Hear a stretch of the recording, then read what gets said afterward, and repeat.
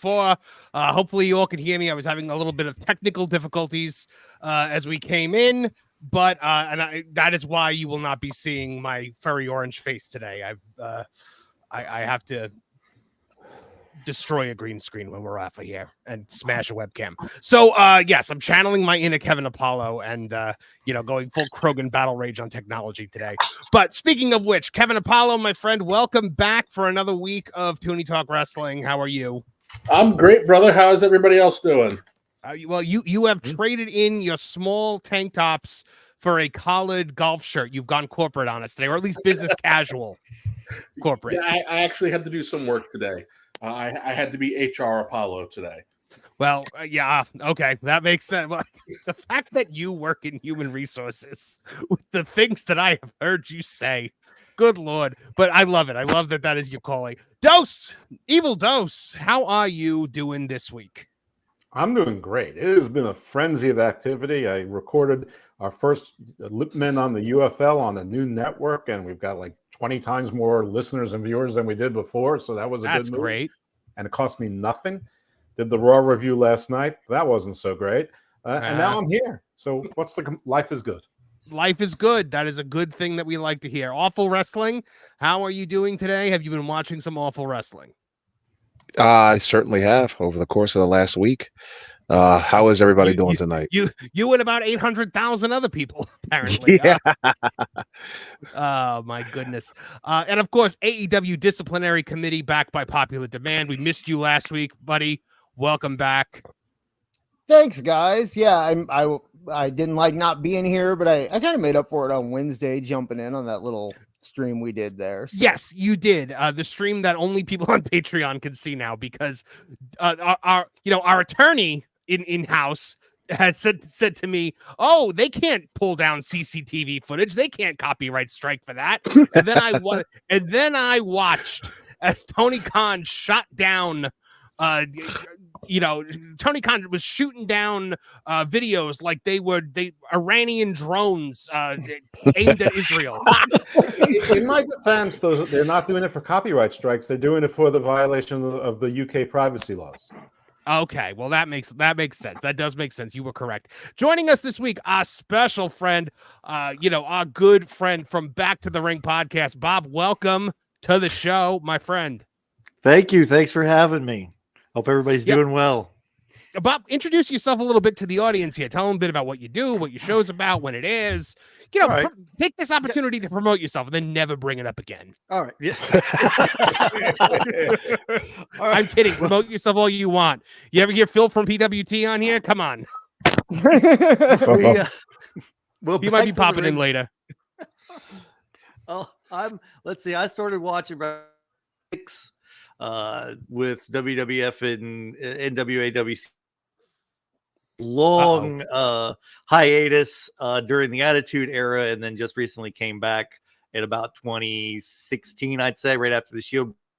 Back to the Ring was my idea. Started on a friend of and then became my own, just to kind of the original idea was to go back and review old pay-per-views, older wrestling stuff that people might not have been exposed to recently, that recent fans might not know about.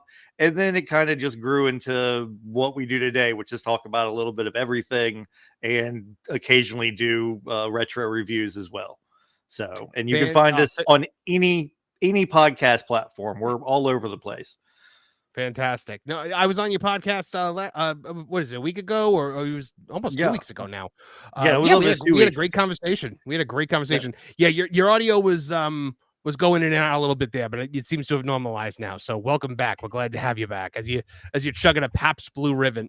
I'm sure Middle America is thrilled. J.D. Drake's favorite beer. Is it whose favorite beer? J.D. Drake, one of the workhorsemen. Anthony Henry was the other one who got fired, then rehired. Nobody has any idea who you're talking about. You are speaking Swahili to me right now. I do. It's a good thing we have you here because I would have had no idea what that would have been. Okay, so let's talk a bit. Let's start with WWE because I like to start there. I like to start with you know, what's been going on over in the Triple H era, the Paul Levesque era, if you will. What is up with him wanting just his real name out there now? I don't understand it. For years, you've been Hunter Hearst Helmsley, you've been Triple H. Now all of a sudden, it's I'm Paul Levesque, and he got that Paul Levesque chant. Kevin, did you ever expect this from him? What was that? Well, it's not his fault. He's a corporate officer. They forced that. I know, but they don't need to be saying it in promos. They say it like Paul. I guess they're saying Paul Triple H Levesque, but we know him as me. And listen, I think that he had a stellar WrestleMania. We covered it ad nauseum. WrestleMania 40, probably one of my favorite WrestleManias of all time. Then we walked into the Monday Night Raw after. And I remember a time when the Raw after WrestleMania was, this is the night that sets the pace for the rest of the year. WrestleMania was our season finale, and here we're kicking off one night later with our season premiere. That didn't really happen. It was certainly more subdued, I think, than usual. You know, we opened up with that 40-minute promo, which, you know what, say what you will about, you know, Rock and Cody in the promo and how long they took. That had like over 3 million viewers. I think it was this.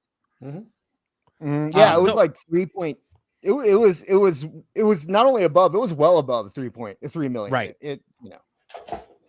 So, I mean, I just want to talk about the fact that, like, once upon a time, this was the night when you got like Brock Lesnar would debut, or, you know, like the next huge stars would make their appearances. You'd get all these call-ups. It would just be a huge night. What has happened to the Raw after WrestleMania? Kevin Apollo, I feel like you were going to have some good insight on this one. Yeah, you know, we talked about it a little bit last night on Twitter or X or whatever we call it. It's two things. It's Backlash has essentially just been WrestleMania Redux for the last 10 years. Right. And this year it's a little different, right? We're not doing Cody versus Roman. I think some of it is maybe in their minds, they're going, let's give the writers a little bit of a break. But the other part of it is the draft is back. They are trying their best to adhere to it. And until they do the draft, they don't want to start anything because they're going to have to throw it all out. And it's why not just do the draft the night after WrestleMania then? Why not just be like, that's the night we shake things up a bit? Okay, go ahead. NFL deal. NFL deal. Their licensing deal, everything like that. I'm assuming they want to have, they want to sync up. It's the weekend of the NFL draft that they're doing their draft. So, really, really a thing that they care about? Well, I'm assuming that with their licensing deal that they have, they probably are going to make a whole lot more money doing it and lining it up with the NFL stuff than they would if they would. This is all business deals. It's the same reason why I think that that they don't do huge shows. It's because, or after WrestleMania, is because they realize, okay, we have to space this stuff out. Like last night's show wasn't a blowaway show, but it had a blowaway ending, and I just go back to the Vince McMahon era where he'd have that one big show right after WrestleMania and then terrible Raws for 4 months. And, right. You know, and but now we're just skipping the really good show and going right to the terrible Raws for 4 months. I don't think they're terrible. I just think they're normal. I think they're, Yeah, I don't think the last 2 weeks haven't been terrible. It's just it's such a hard shift. You go from the bombastic energy really since the Rumble, and then hard stop. I have a hard disagree. But first of all, I don't know why you're asking us. Isn't Triple H your roommate or something? Something like that, yeah. But he hasn't talked to me about business. We've got that Conrad Thompson, Bruce Pritchard deal going on. I understand. All right. I thought last week was dreadful, and I thought last night was close to dreadful. I would have given last night a D+, C-. It was the bare minimum. I don't care that they gave us some match at the end that was good. It's a 3-hour show. Try during it. And here are some solutions that aren't that hard. Well, you have an injured women's champion. Start having some qualifying matches there. You want to have a number one contender for the tag team titles.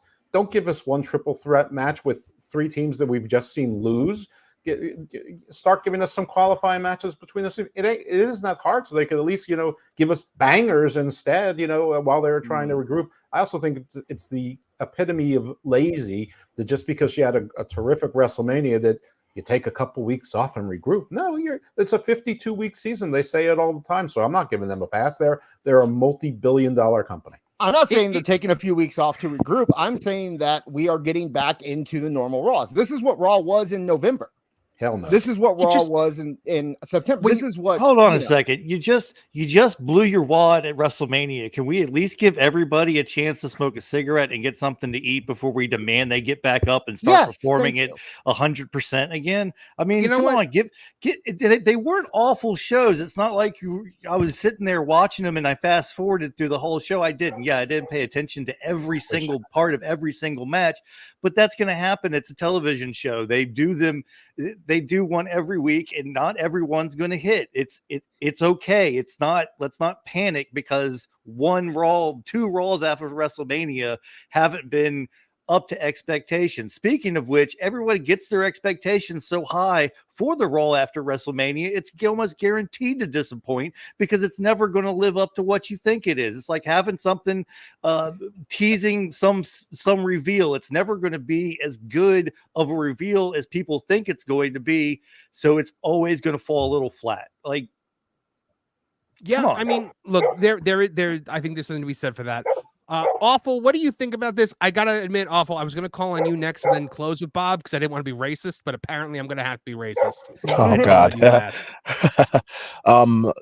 I don't know if you guys believe it, but I believe that the writers are burned out. I mean, they wrote some excellent television for how many weeks since January? I don't know if they have a rotating door of writers that maybe an A team, a B team, a C team, but that's the impression that I'm getting, that the writers are just kind of burned out and probably having, just like Bob said, having to regroup. Yeah, I mean, look, at the end of the day, I think it's kind of, if I can draw a comparison. Yes, Kevin. What I think what makes it extra painful is that WrestleMania is always about the champion. And this year in particular, we got 2 Raws in a row. Even though I think SmackDown is easier to digest because it's only 2 hours and they gave you a monster segment. But when you don't do anything with your champion, like Cody came out and smiled, and fine, everybody loves Cody, but Cody always comes out and smiles. And even though, hey, we're trying to figure out what we're going to do at the pay-per-view, this is a perfect time for you to have thrown some, on the up and coming heel at him, just to get us a little something. It'd be different if they said Cody was injured, right? And we're trying to, give him some time to recover. But for all intents and purposes, he's fine. And Cody comes out and cuts the Cody promo. There's no stakes. People want to see the champion fight. He hasn't earned that Roman status where Roman just showing up on TV is a spectacle in unto itself. Cody is going to have to be a champion who's going to grind a little bit. I would even say almost to the point where in between his major feuds, he probably needs that Hogan style run where there's a monster of the week he's got to get past until he can get to somebody at the pay-per-view who's going to give him a little bit more of a match. Yeah, we were talking about that on X, you and I. The idea that, they got the monsters too. They got Omos, they got Ivar, they got Bronson Reed, and then you could even bring up Obi Fima as, at some point and use him. I love the idea of MVP doing the old Bobby Heenan gimmick where he just pulls up bigger guys to fight Cody and go after him over and over again or something like that. But having Cody out there without a feud is a bold move. It's a bold move. Yeah, they should have had somebody right after WrestleMania ready to go for him. He needs a heater. And I wonder how much of that has to do with the fact that Rock's movie the filming got pushed so quickly. I wonder if Rock was planned on stinking around until Backlash, and then his movie got pushed really quickly after WrestleMania. I think it got announced. The filming date was announced in the middle of March, so I don't know how much plans got derailed because of that. Personally, Right, you know, that it is could be- true. All of Yeah, your points make a lot of sense, except that SmackDown has been terrific. Are there still 2 writing teams? Is there still a Raw writing team and a SmackDown writing team, or is it all the same writing team at this point? There's two, and Heyman has a lot of input into SmackDown. So, Okay. you know, I mean, Who's got a lot of input on Raw? Not me. it's the writers. I mean, it's the, you know, it's the crew that you don't really know the specific names, like Right. probably part of that and stuff, like, you know, Mama Rhodes. yeah. Even Mama Rose, huh? That would explain that would explain why Cody is being only been 2 hours. Well, isn't SmackDown technically going to be Cody's home show now because he's the WWE champion? No. Like, No, I understand that he can move. the Hold on, draft is coming, hold and on. people- One at a time. One at a time. Stop it. I have not been able to talk at all on my own show tonight because you people are chatterboxes. Okay. The point I have been trying to make for the last 15 minutes. We are in a situation where it's almost like, if I can make a Marvel comparison here, you just had an Avengers movie, and now you've got Iron Man 3. Where, you know, maybe it's a fine movie. I hate it, but, you know, it doesn't equal up to the spectacle you've just seen. So I get that. Now, Cody, I wanted to touch on that. Cody is apparently still technically, even though he's the WWE champion, he is a Raw superstar. They said that, I believe, last night during his promo. Now, here's my thing. Are they overexposing him at this point? Because he has been on every show and he has had nothing to do on any of them. He came out the first night. He had the promo with The Rock. We all knew that had to happen. It's setting up for either SummerSlam or WrestleMania. That's fine. Now we're moving ahead into Raw. He came out on Raw for no reason. What reason did he have to be out there? Because main event Jey Uso doesn't know how to cut a promo other than saying yeet? Yes, That was what he was out there for. He was out there to cut Jey Uso's promo for him. And it was just like, okay. We saw their press conference together. Yeah. Yeah. Well, here's another question about Raw too. How much of this is them being in a lame duck situation because they're waiting to get on Netflix now? Well, I good mean, question. I don't think that's going to happen. They still have advertisers. They still have very more than half a year to go before they hit Netflix. And they also still have to try to make a deal with USA to air Raw in the meantime. So yeah, you're right. Yeah, And there's still PLEs that they need people to watch on Peacock. I mean, that deal comes up October 26, 2026. So, but they're already that's already signed. It as soon as it's off Peacock, they're on Netflix. No, it's not. I thought that was baked into the deal. No, it's not. Not okay. I'm sorry. What are you doing?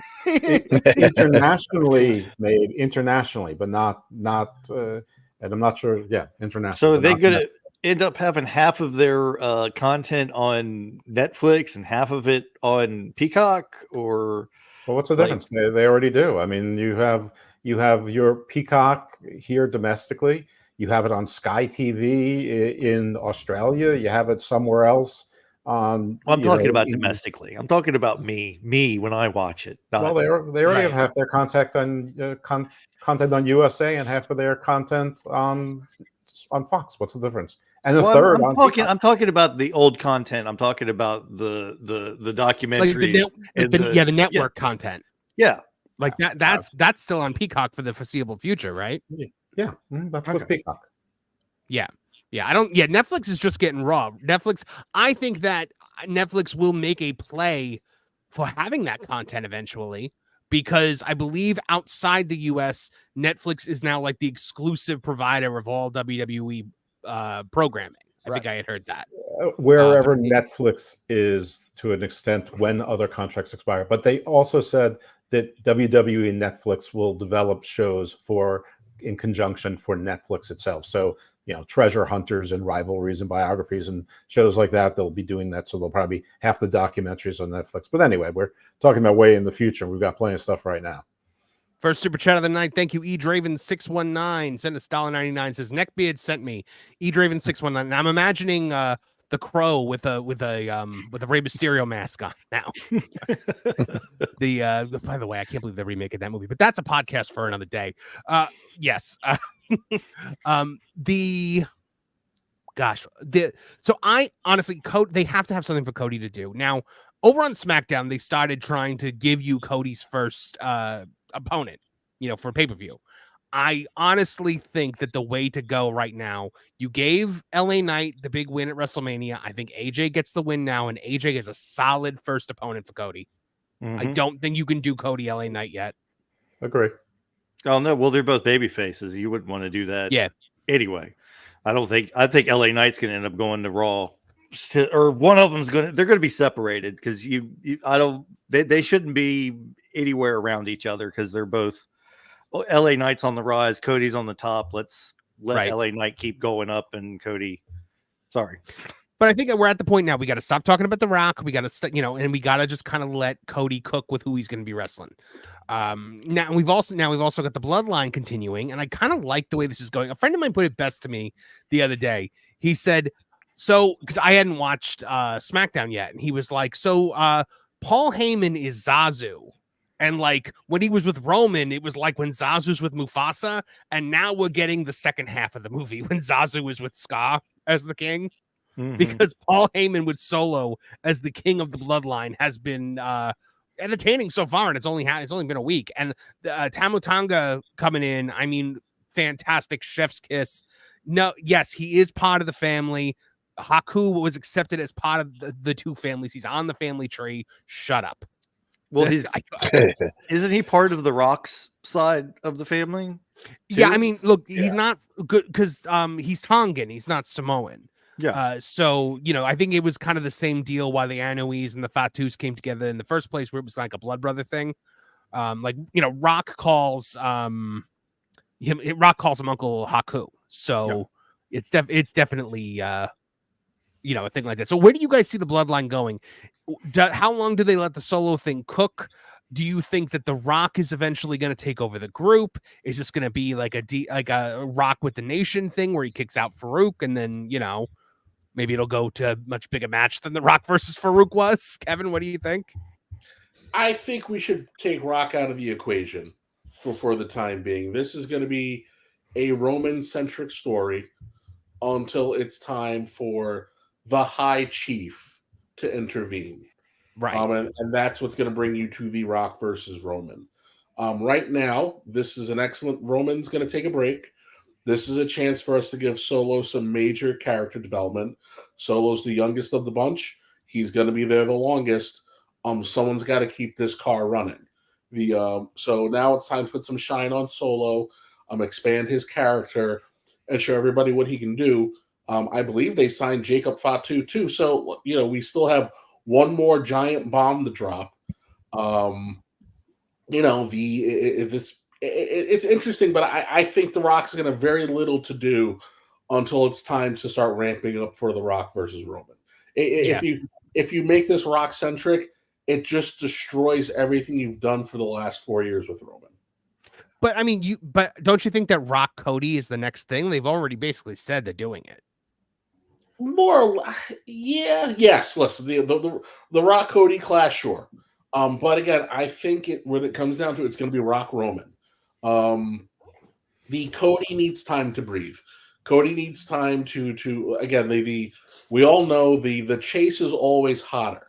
If you rush Rock Cody, you wind up with post Ric Flair babyface Sting, where he's on this run and Flair handed him the torch, and then he stuck in the other side of the room and threw a giant bucket of water right on it and said, "I'm going to pick this up and relight it." You weren't ready yet.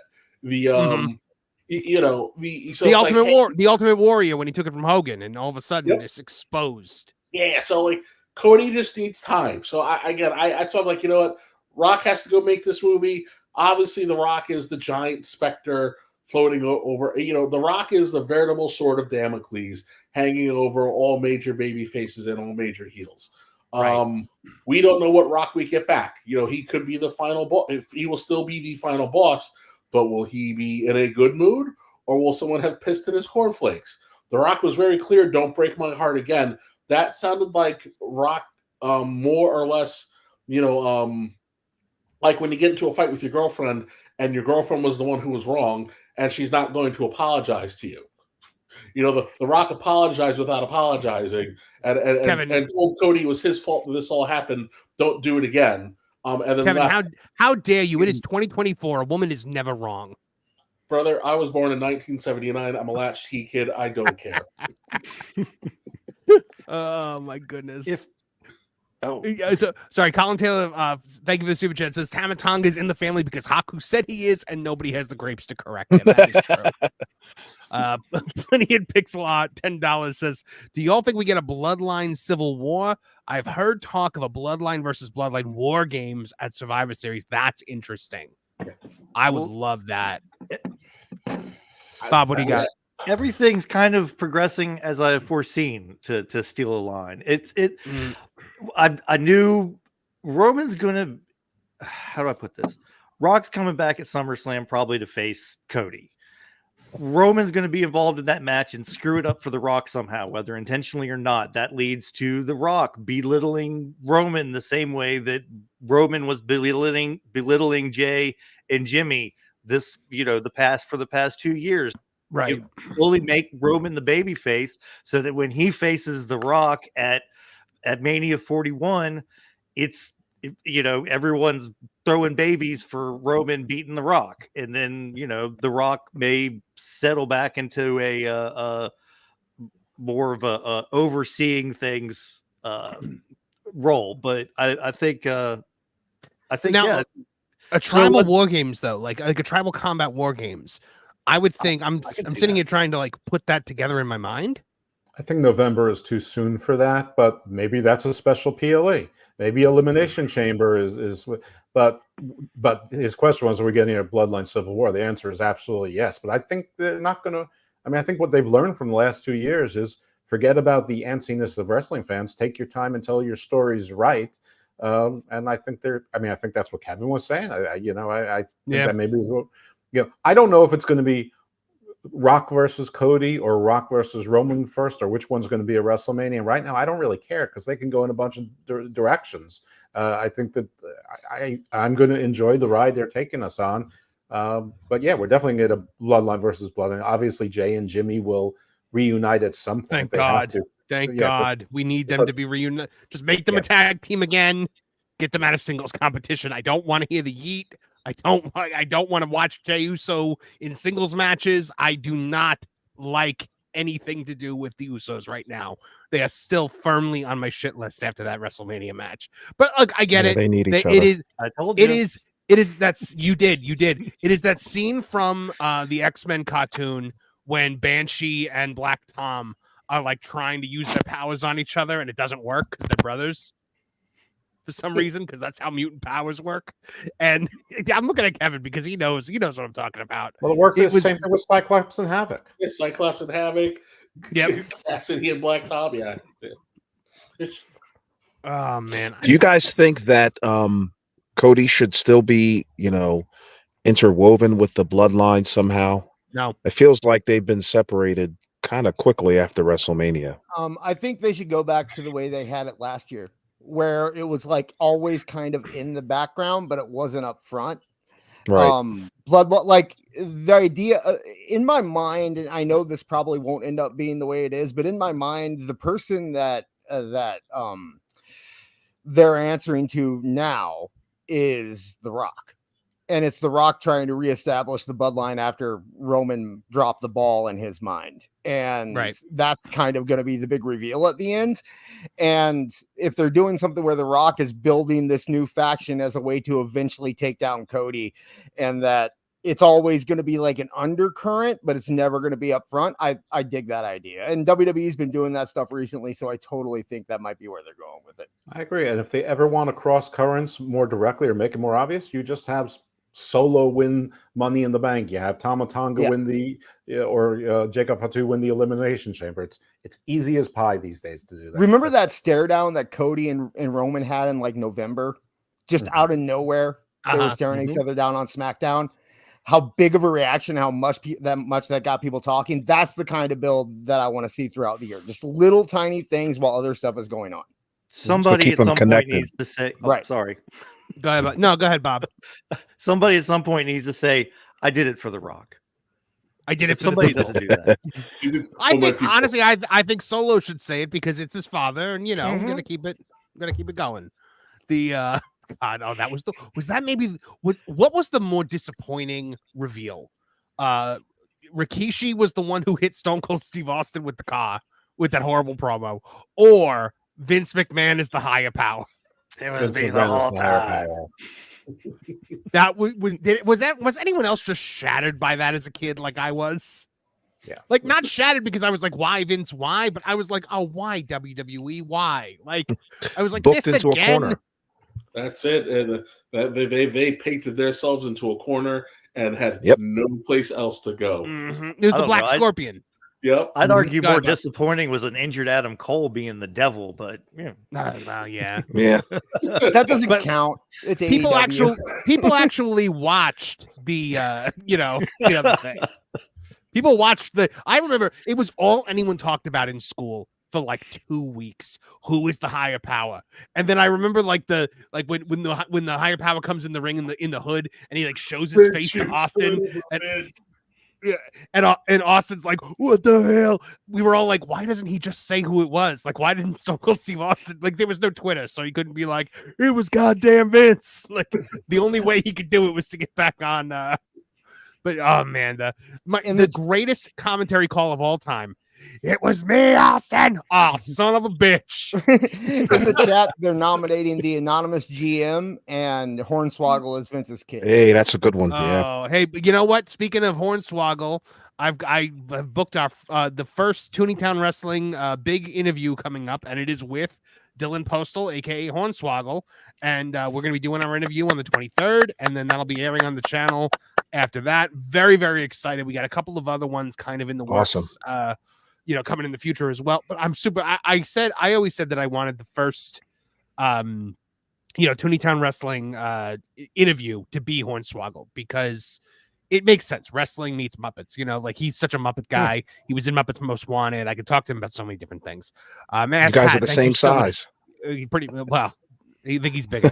Colin Taylor, $5. Thank you so much. Avi should have been the higher power. Oh my God, could you imagine?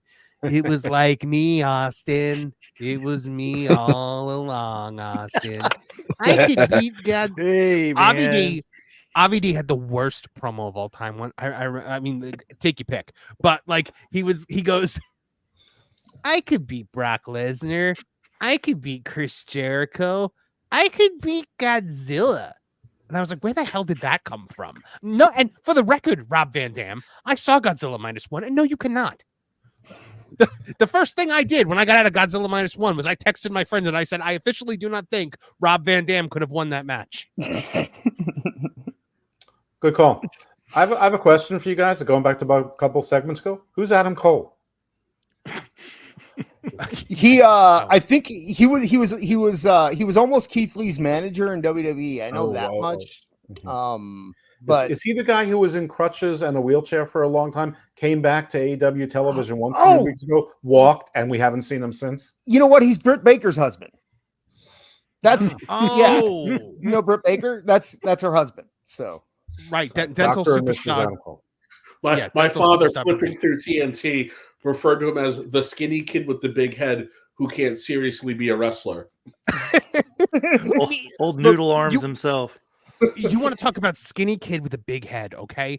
Like JD McDonough looks like if Peter Dinklage got a magic lamp and was like, I wish to be tall, but like he didn't specify. It's like a monkey's paw situation. Like he didn't specify to the genie that he wanted to be proportionate. He just made him big. Did you see the Mormon head? Did you see the picture my son made of it's Minecraft Steve with JD's head on his body? Oh no.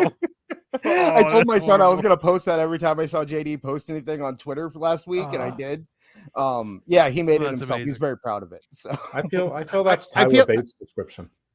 I feel like I accidentally skipped through this. Mass Hat, thank you very much for the super chat. I felt like I kind of saw Rob Van Dam and just kind of went. The only good promo I ever heard Rob Van Dam cut was it was the shoot on Barely Legal, the first ECW pay-per-view, when he was mad because he wasn't on the pay-per-view, and then they put him on because somebody didn't make it, and he just cuts this scathing shoot about Paul Heyman, and it was great. It was the one good promo he's ever done. So we're talking about this doldrum between WrestleMania and Backlash. We're going into the draft. What are the big moves you guys think are going to be made? I'm the first one I'm going to say Cody to Raw. Cody to Raw, and I think they're going to split the Judgment Day up on different shows finally. Bob, what do you think? Yeah. Cody to Raw, sure. Judgment Day. Honestly, it's been so. I don't know what they're going to do anymore. I hate to say it like that, but I could have a pretty good guess of where people were going, but now I don't know. LA Knight needs to follow Logan Paul wherever he goes. They'll probably switch the US and the Intercontinental belts. So they have done that in the past. Yeah, Sammy will go to SmackDown, and Logan Paul will come to Raw. And other than that, I really have no idea. I wish that they would get some tag team settled on whatever they're doing with the tag team division. If you're going to have all the good teams on one, or whatever they're doing there, because it seems like it's just a mess. A couple things I think they need. Oh, sorry, go ahead. Hold on. Yeah, our Last Call podcast just had a good one. He said Gunther and Cody to SmackDown. Gunther wins the title at Bash in Berlin. That could happen. I think you're wasting the Cody Randy feud by doing that fast. I think there is definitely a good Cody Randy feud burning somewhere. Like it's cooking. I mean, it's got a built-in story of this was my mentor, and then Randy just does what he does. He turns on people. That's Randy Orton. Mm-hmm. With who should go where, I think one thing specific, I think Chad Gable and Alpha Academy need to be split up, because I don't want to see a feud between Chad Gable and Alpha Academy at this point. And I think they need to even out the tag teams, because I think that Raw is a little bit more tag team heavy than SmackDown. But I think the big thing with the draft this year is that it's not like in the past when Vince was doing it. It was like, okay, we have one or two big moves and the rest of them no one cares about. And I think this is going to be more about Triple H just aligning the shows the way he wants them to be. Right. So I don't think it's going to be a lot of like, oh, we predict this big shocking twist and this big shocking jump and that kind of thing. I think it's just Triple H getting all his chess pieces in the right places for where he wants to be throughout the next year. And so it's going to be a totally different thing. You remember the one year when Triple H got drafted to SmackDown, and by the next day he was back on Raw? Like that was John Cena too. Yeah, Eric Bischoff traded like 4 guys for him. Oh man, I remember watching that one live. So JPS, thank you so much. JD is that Alex kid who won a contest to appear in that Native American casino episode of South Park. He looks that out of place in Judgment Day. That is a good pull. That is a really good pull. Oh my gosh, I remember that. I do remember that. All right, let's see what we got up next on our list. If you guys want to hear us talk about anything specific, you can always super chat us up. And about the draft, I think one. Yeah, go ahead, Dos. I think the one thing that nobody is talking about right now is that the belt designs are so different that they're branding a certain style of belt for Raw and a certain style of belt for SmackDown. So unless they're going to do stupid belt swapping again, I wouldn't be so quick to pull the trigger, because if you have to draft Cody to Raw, then you have to draft the SmackDown Tag Team Champions there. The U.S. title sort of looks a little bit different, and I know that that's sort of a dopey reason, but I still think that that there's something to that. But I definitely think that LA Knight and Bobby Lashley need to go to Raw. They need a little bit more star power on top, and people who can beat Priest while we're waiting for Punk and to get healthy enough for Drew and Punk to resolve their issues before you get into the Priest-Drew thing, or just to face him. I think you need to mix up the women a little bit. SmackDown all of a sudden seems so much more powerful in their women's division. And don't forget NXT call-ups. I think Carmelo is for sure. Roxanne Perez is for sure. But I think there'll be some people like Blair Davenport is like almost like a natty type, like a bruiser. Fallon Henley is sort of like a player coach. So you may get some names that you don't really think are going to be big shots, but that they don't hurt anyone. They work well with everyone, and that they're going to be likable and sell merch. But I think we have to keep the title style. If you see the new SmackDown titles, tag team titles being presented this Friday, as we probably will, I'd rather the champions not get traded around, because I hate when they just swap belts. I think it makes sense, but it's also lazy. Well, yeah, that's the thing. If Cody goes to Raw, he's not getting that Seth belt. They're not trading. No, that he's belt. not the world champion. He's He's the one. WWE. Sorry. Exactly. Well, then, they had what was it? Asuka and whoever the two women's champions were. They traded Becky and Charlotte. Becky and Charlotte. Yeah, they traded they the Raw ruined and that SmackDown women's titles. Yeah, that was weird. The Street Profits and the New Day did that also with the tag team. Speaking of the women's title, let's talk a bit about Rhea Ripley. It's a heartbreaking situation, injured, at the height of an epic reign. And now, but you know what? Obviously, it always sucks when somebody gets injured. I do think first of all, when she comes back, her arms are going to be like Hulk arms. Oh, yeah. She's going to be like when Triple H first came back from the quad injury the first time. I think that, I honestly, I don't want to see them put the belt on Liv, but I think they kind of have to put the belt on Liv.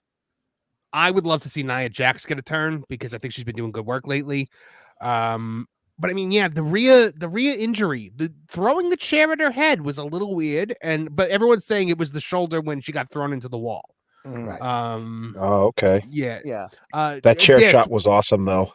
It was an unprotected chair shot to the head. I was like, what? Are we back in 2003 and no one told me? Right. What do you think they're going to do with the Rhea Ripley injury angle? Who are you putting the title on, and how are you building back into this? Okay. Well, first off, I don't remember if it was awful or neckbeard, so I apologize. But I agree with one of them that I think it's a blessing in disguise for Rhea. I think the title's probably going to go to Liv. I don't like that idea. I've never really gotten the Liv stuff, and the Liv revenge tour is just kind of cringy to me, but she's marketable. People like her, and it makes story. Don't say anything bad about Liv Morgan. People will be calling for the death of the family. I know, but I think what this is going to do for Rhea is she's going to come back. She's going to be a hero. She can turn face without having to turn face. They don't have to make a storyline reason for her leaving Judgment Day or turning face or anything. She's going to be a face when she comes back, whether they like it or not. Right. And so it'll be like when Sting came back, he wasn't in the Wolfpack anymore randomly. Right. Or when Triple H came back from his quad tear, he wasn't a bad guy anymore. He's suddenly a good guy. And not only that, but he really he went from being the guy that everyone said was the top guy, or that they told us was the top guy, to actually being the top guy and getting that reaction. Right.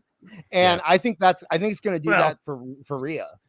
Then he went into that feud with Jericho over the death of Lucy Hurst Helmsley. You killed my dad, Lucy. Absence makes the heart grow fonder. That's the end all be all of it. It's why we took Bianca off of TV after Vince turned her into to essentially a smiley Cupid doll. When she just smiled, skipped, and cried every week. Yeah, Rhea getting hurt. Yes, it's a good thing. Listen, I said it a couple weeks ago. Although she had a hell of a run, I really don't think her championship reign, when you hold it up against the magnifying glass, is going to give you anything that was that spectacular. She just did phenomenal work in transforming the Judgment Day into what it is. And to getting Dominic to where he is. But they kind of forgot that she needed to defend her title.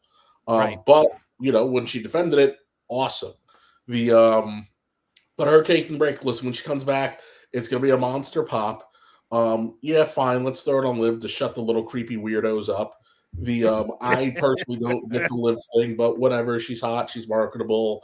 I think she is as boring as it comes. The psycho hot girl has been done to death No one cares anymore. And it has been done to perfection already by Alexa Bliss. Like Absolutely. And she looks too much like Alexa Bliss to do this. Listen, at the end of the day, it's been memed to death. Boys, sundress season. Don't let a $20 sundress turn itself into $70,000 in child support. Everybody's kind of over it by now. Well, she is a manic pixie dream girl, isn't she? I didn't even think about that, but that's exactly what she is the whole manic pixie dream girl shtick from Hollywood. Well, Liv can't cut the promos that Alexa Bliss can. Alexa Bliss's best thing was being on the mic, because you have to ignore the fact that she's 5'0" in the ring. The creepy bug eyes thing into the camera. I'm like, what the hell am I looking at? Listen, let's face it. Liv is there to hold that title until Hunter decides to feed her to Nia Jax, because it'll be time for Nia Jax to fight Ripley so that Ripley can get her title back. Yeah, I would just put it on Jax. Screw it. Why even have Liv have the title if you're just going to put it on Jax anyway? I think awful. Go ahead. No, I just wanted to say, I think Liv is the wrong person to put the title on. You put it on Nia Jax because, she draws more heat. It's obvious. You put the title on her, and you have her be the transitional champion until Rhea gets back. Yeah, and she's great because even the smart marks hate her and boo her because of that. Right. I mean, look, is it? But I don't think it's X-Pac heat. I don't think it's go home heat. I really don't. I think they just legitimately fall into the gimmick. Masked Hat, by the way, thank you, says, what is the payoff of Rhea vacating the women's title? Does that simmer the feud between her and Morgan? They're definitely leaning in that direction, which is why I'm leaning to think that it's not going to be Nia. It's going to be Liv.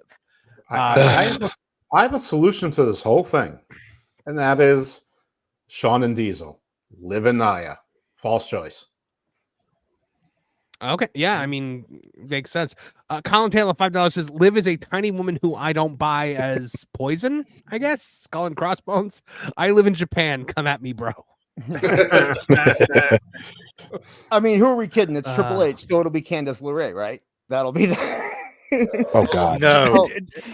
John JID 999 says that, thank you very much, says Nia Jax has channel-changing heat, to be honest. Oh, okay. Really? I mean, look, I think for some people she does. I don't agree with it either, but I think that for some people that's, they don't like her because of conceptions that she hurts people. Look, punching Becky Lynch in the face was the greatest thing she ever did for Becky Lynch.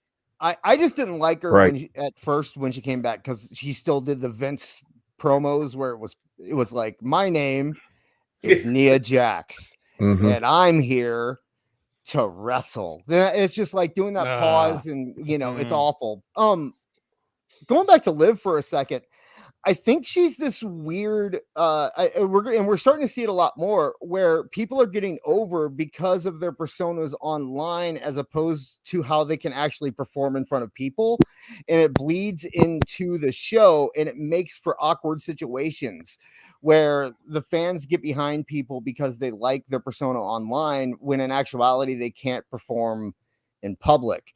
And I think that's the main issue with Liv. If I was gonna put the title on anybody, I agree it's Nia. And I didn't like Nia at first when she, she did have go away heat for me, but she's such a good heel, and she doesn't care that people don't like her, and that's something that's missing a lot. She thrives on the fact that people don't like her. Right. She's been leaning into it a lot. Yeah. She's gotten better in the ring. I'm sorry, but she has. Her in-ring work is a million times better than it was when she left. You can tell she's gotten in much better shape, and she's really seems to be taking it a lot more seriously or professionally this time around as opposed to last time. And she's won me over. I think she's a perfect choice to be another dominant heel champion that you can throw baby faces at for a few months while Rhea's getting married and on vacation and her honeymoon, and also getting her shoulder looked at. Yeah. Nia should be what they get. I'm sorry. Go ahead. I'm sorry. Real quick. John D. Lee, thank you very much. $5 says, I'm so glad to find all of you, the anti-Dave Meltzer and the Sean Craps and all the AEW mocks about it, TK. It's enjoying to hear you guys. Thank you very much. We are glad to have you here with us. Sorry, Alva. What were you saying? Whatever they were going to give Awesome Kong or Karma right before she, faked her pregnancy, I guess. That's how they should be building up Nia Jax for this go round. I mean, she's a perfect fit for the world championship. That's all I got. Look, say what you will about Awesome Kong. She was wonderful in Glow. Yeah, I'm not talking the promotion. She's awesome. I'm talking the Netflix series. Go ahead, Kev. I think the only problem with putting it on Nia right away is, where do you go from there until Rhea's back? Because they have accidentally kind of like wrecked the women's division. Candice is like just overdosing on melatonin. I hear her music, and I immediately feel myself slipping into a deep coma, praying that when I wake up, she is gone. If I close my eyes and wish really hard, the bad lady will go away. Well, seriously, yeah. Please, God, take me to a bird talk fly far, far away. I'm Jenny in the Woods every time she comes out.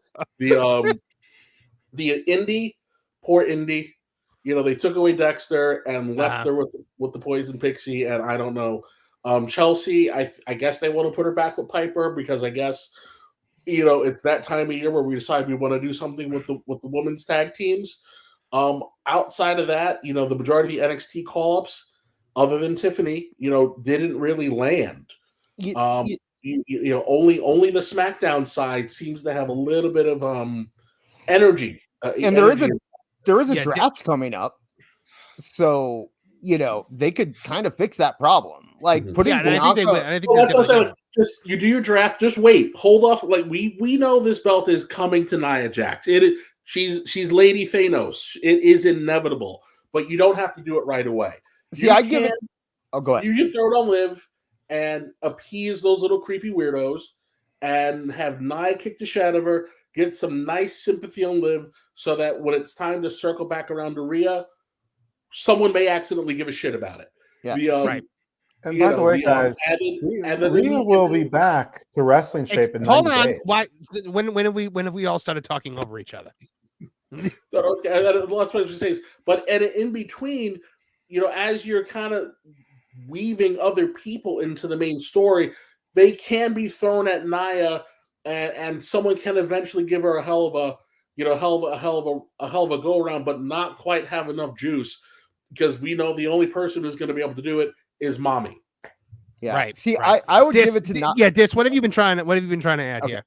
I would give it to Nia at first. I would let her run rampant over the roster until after the draft. You have Bianca switch over after the draft, give her the title.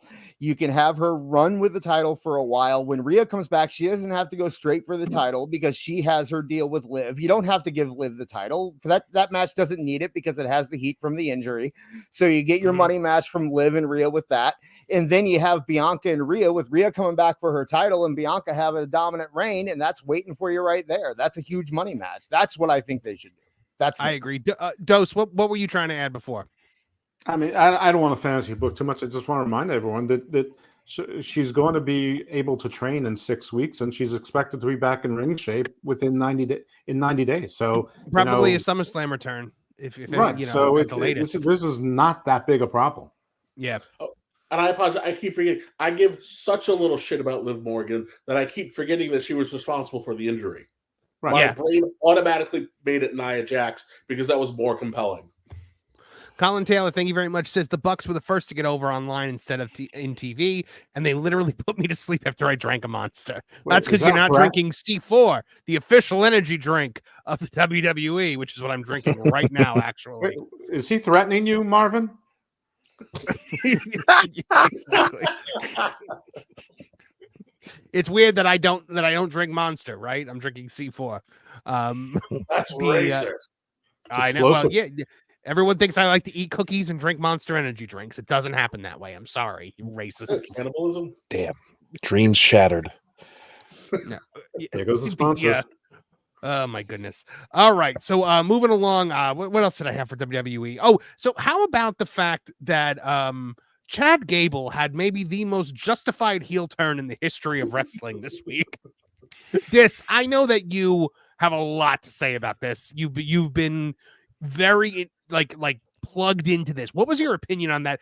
The greatest heel turn moment of all time, when he literally Germaned him out of a hug with his wife. Awesome. Okay, I want to take you back to last night because my 10-year-old who got into wrestling because of Sami Zayn. He loves Sami Zayn, but he really wanted Chad Gable to have that spot at Mania. He's never cheered for a bad guy, right? When Sammy went flying off that screen, he jumped up out of his chair and said, "Finally!"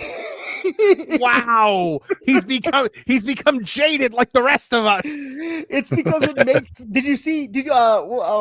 was it? Xavier Woods. Did you see his tweet today where he said, "I mean, I get it though. Like it just makes sense to do it." Okay, yeah. Sammy was such like. Anybody, the whole time I've been sitting here toying or like having this problem in my head where I like Sammy, but it's just like, how many moments is this guy gonna have? How many dramatic things does he get? Why is he always that guy? And finally someone came along and just said, "Screw it, I'm done with it," and threw him in the back, and broke his ankle, and it just felt like he deserved it. And I hate it. Yeah. I hated feeling that way, but it did. And Austin Creed, what am I saying? The Creed brothers, if they put them with Gable and make that a faction, that's going to feed families. That heel faction with those three is going to be, it's Kurt Angle and the world's greatest tag team again. It's fantastic. Yeah. Okay, Bob, what did you think of the the justified heel turn at the end of Raw? I loved it. I've they've been needing to do something different with Chad ever since he got momentum behind him, because obviously him as a babyface losing all the time wasn't gonna cut it.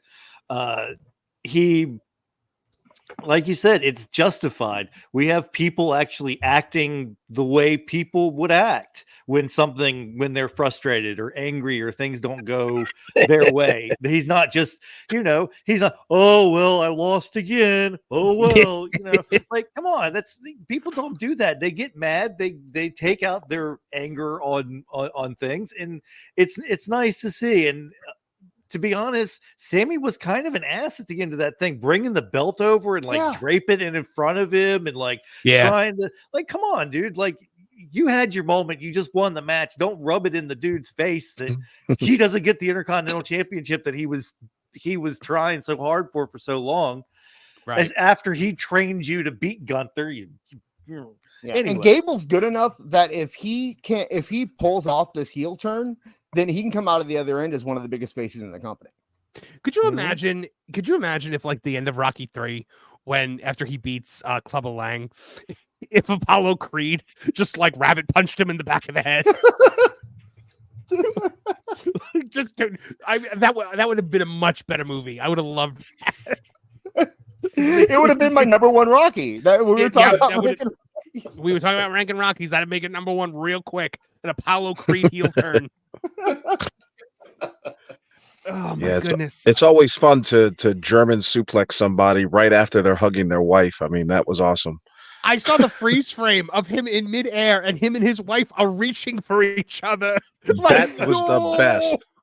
And Gable's facial expressions were so good, and no one's talking about that. But his look on his face of just what were you expecting me to do? What else? Right. Of course, why wouldn't you think I was going to do this? Are you that dumb? That's how it looked to me. And it was great. It was great. And the Why Chad Why promo has got to really hit. Now, do you think he drops the shoosh at this point? Yes. Got to, right? You got to drop the shoosh. Keep the thank you. Keep the. You got to drop. Especially you got to drop the shoes. Go ahead. Awful. Oh, you got to drop the shoosh, and you also got to drop that goddamn cricket chair that they've been pawning off on these commercials. Oh yeah.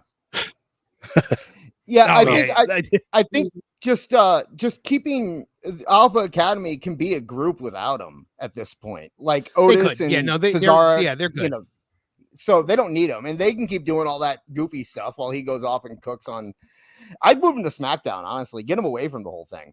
Let him and Sammy have one match, and then put him on SmackDown is what I do with him. But I don't know about that, but go ahead, Dust. I mean, he can keep "shoosh" and "thank you" if he wants. He just needs to change the way he says it. I mean, he says it like a goof now. He's got to make it sound mean now. But aside from that, I have nothing to add. Well, he was a heel when the whole shoosh thing came up anyway.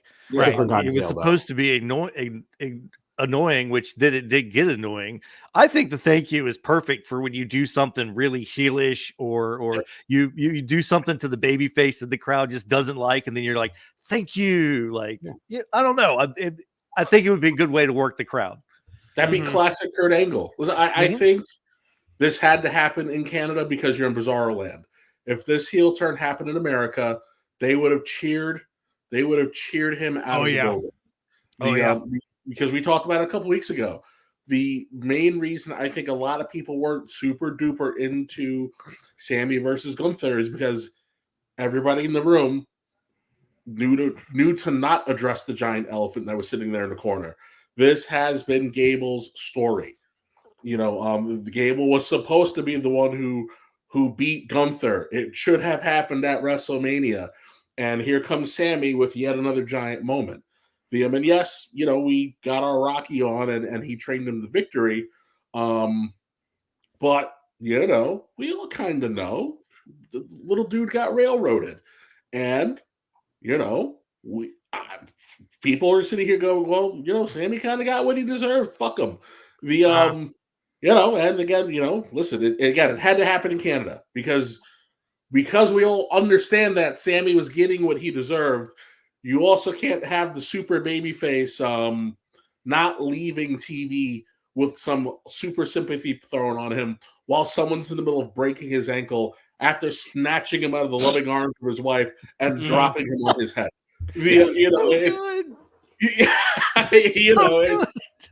really good. It's like when it happened, I was like, whoa, like it was so good. And again, and this is classic WWF. This is something WWF does really well. When you have someone who is about to break out but hasn't quite cracked the shell yet, a well-placed heel turn is a shot of B12, and you're on the road to reinvention. This is listen. This is the writing team's game to lose because Gable showed you he can do whatever it is you give him, and he can do it well. And I don't think he needs to drop the shoosh or the thank you. I think that's again. It all started out as heel fodder. Again, just place it, in different spots, like Bob said, and it's off to the races. It's just money. And again, put them with Creed Brothers, and which is why I really kind of feel like they've been throwing them all together anyway, because Alpha Academy has kind of gotten pushed off to the side. In the training segment, he wasn't training with Alpha Academy. He was training with the Creed brothers. And also, one thing we haven't even mentioned, the best heel turns in history have always had a slight bit of you understanding why they're doing it and making sense. Macho Man Randy Savage, when he turned on Hogan, and you're like, oh, that bastard, he turned on Hogan. But, Hogan was kind of looking at Elizabeth weird, because Hogan was a heel for his entire babyface run. He raked backs, he bit, he raked the eyes. Come on. But John JID 999. Hold on, let me get this super chat. I love the Chad Gable turn. Chad took him out of his wife's arms and Sammy tied up in the ropes with Chad working his foot in the corner. Yes, I agree. But yes, he had lust in his eyes with the Macho Man Randy Savage. Yeah. Oh yeah. When he came out and he like carried Elizabeth to the back, I was like, that was a little weird. Look, right. Hogan, let's not forget when Hogan full on turned heel on Sid at the end of the Royal Rumble. And everyone just turned Sid heel from it. Back then, Hogan turned heel on you, and you were the heel. Actually, okay, if you find footage of the original Royal Rumble broadcast, they booed the heck out of Hulk Hogan that night. Sid was the face that night. It's just he handed Ric Flair the title. Yeah, but they were cheering. Yeah, exactly. They were cheering Sid and booing Hogan. And then because, Vince wanted his reaction, he went back and changed it. But yeah, no, Sid was the face in that situation. I've never understood that decision because it's not like Sid low blowed him and threw him out. He just threw him out, legally threw him out. Right. and Hogan threw a hissy fit. By the way, I got to point out this thing, this little interaction here. Producer AEW neckbeards, who we are very thankful for and love, could not do the show without him, said, "Why didn't they pick Chad Gable to be Kurt Angle's kid is beyond me." And disciplinary committee fired back with, because Vince thought it was funny that Kurt liked black women. Kurt loves chocolate. That's 100% true. A baby. Put a little squirrel in it. That's why they did the whole Charmel thing too, is because Vince thought it was hilarious that Kurt Angle liked black women. Remember that promo, Kevin? You remember that promo? Of course, I remember that promo. I want to have dirty, perverted bestiality like sex with your wife. Oh my God!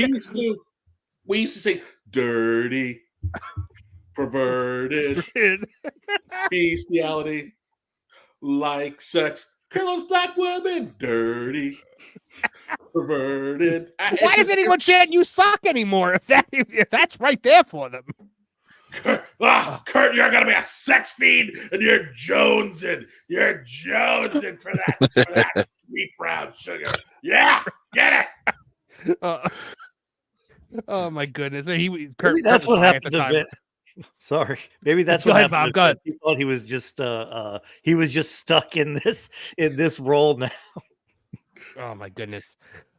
Speaking of new roles for people, the Wyatt 6 situation seems to be ramping up. We've been seeing the QR codes. Now, the Dreadmare YouTube account, which Dis told me was not affiliated with WWE, I thought was connected with it. I still think it might be, because it's got new Bo Dallas promos in it, and I'm very confused by that. But we are definitely seeing the start of what it looks to be the Wyatt 6. Dose, you've been following this one pretty closely, I think. Yeah, I mean, I have, and I'm all for it. I mean, I don't know what to say except I'm excited. And we've been talking about, especially me, wherever I can be heard, that I think that Eric Rowan's been signed for a while, but he was just pulled from all indie shows. So that if that's not evidence, I don't know what is. We don't know where Dexter Lumis has been, but he would fit right in. Joe Gacy, he's 37 years old. I mean, I don't think anything's happening from an NXT. Enter Huskus the Pig. Alexa Bliss has been said to be training. I don't see things without her. I mean, you definitely would have to put her and Liv on different shows, unless you're going to make them the Harley Quinns or something. Right. Nikki Cross hasn't really been in anything. She could also play a twisted woman if you want to have two. I don't know if they would or if they wouldn't, but I don't know what they're going to do, but I'm thrilled. And my understanding is that Bo is going to, he's not even going to wrestle for the first 6 or 7 months. He shouldn't. I'm not sure if he can. I mean, when I saw him on the documentary, which I loved, he really didn't look like he was in any sort of shape. But aside from that, I think he should be like the Wizard of Oz. He should be orchestrating from above. And they just have to win, like the Wyatt family won. And you have to, if they're in the top, you can't have them lose every important match like they did with Bray. But it's Triple H, it's not Vince. Right. Dis, what did you think about this? Because I know that you were the one telling me the Dreadmare account is not real. And I also found out the Uncle Howdy Twitter account might not be real this week, and that broke my heart too. I've been this upset since I found out the Sid Vicious one wasn't real. No, I totally dig it. And to Dose's point, I mean, you could throw Nikki in as the witch easily. There's so much there's so many possibilities in here, and there's so much they could do with it, and so much uncharted area, and they do have his roadmap still to play with. Right. They know where he was going, so it's not like they're just going out there and making stuff up and trying to be like Bray Wyatt. They have an actual direction. It's something I've seen talked about a lot, and it seems like a lot of people are assuming that they're actually going to use Bray Wyatt as a character still. No, where it's there's no way. That would be the most tasteless thing in the world, right? To have spiritual character. It would have to be the most tasteless thing, since Eddie's not in heaven, Ray. Right. He's down there in hell. It also can't go anywhere. I mean, what's he, a Jedi that got killed? He's a ghost? No, okay. I mean, look, you always had the ghost of Abigail, The ghost of Abigail was always kind of like your spectral thing Right, here. right. I don't think involving Bray is a great idea. But here's now, I mean, if here's you want to my have problem. Bo talking to him in a mirror sometimes, and he's imagining it's in like his he's head. the ultimate warrior in the bathroom, that only Eric Bischoff can't see. What'd you say, Something Kevin? like that. Just pull a straight up Norman Bates and have Bray rocking in the wheelchair. Right. That's as far as I go. Right. But I do like the idea of just having the better. rocking chair going back and forth every once in a while by itself. I do like that. Yeah. The only thing that would make this okay for me if they did that is because of the fact that it's his brother doing it. Right. So you know that it would kind of have the family's blessing. Bob, what do you got? Before anybody says anything, I hate this. I hate it. I hate it. I hated a million times by a million I'm with times. you. I didn't like Bray Wyatt as a wrestler. I'm sorry. I didn't like his visions. I didn't like anything that he put forward ever since they took him out of being the swamp cult leader. I thought it was goofy. It was stupid. It didn't make any sense, and it didn't present itself to me as professional wrestling. And I don't think this is going to be any better. The last match he had, which I'm sorry, what happened to Bray Wyatt as a person, it's very, very tragic, and I feel for him and his family as a person. But that last match he had with LA Knight was a drizzling shit. It was awful. It made no sense. The Uncle Howdy stuff didn't make any sense, and it was just it was nonsense, and it wasn't professional wrestling in my opinion. And I wanted to get that out. I'm going to go. Yeah, okay. Bob and Awful, it was great to have you on the show. I'm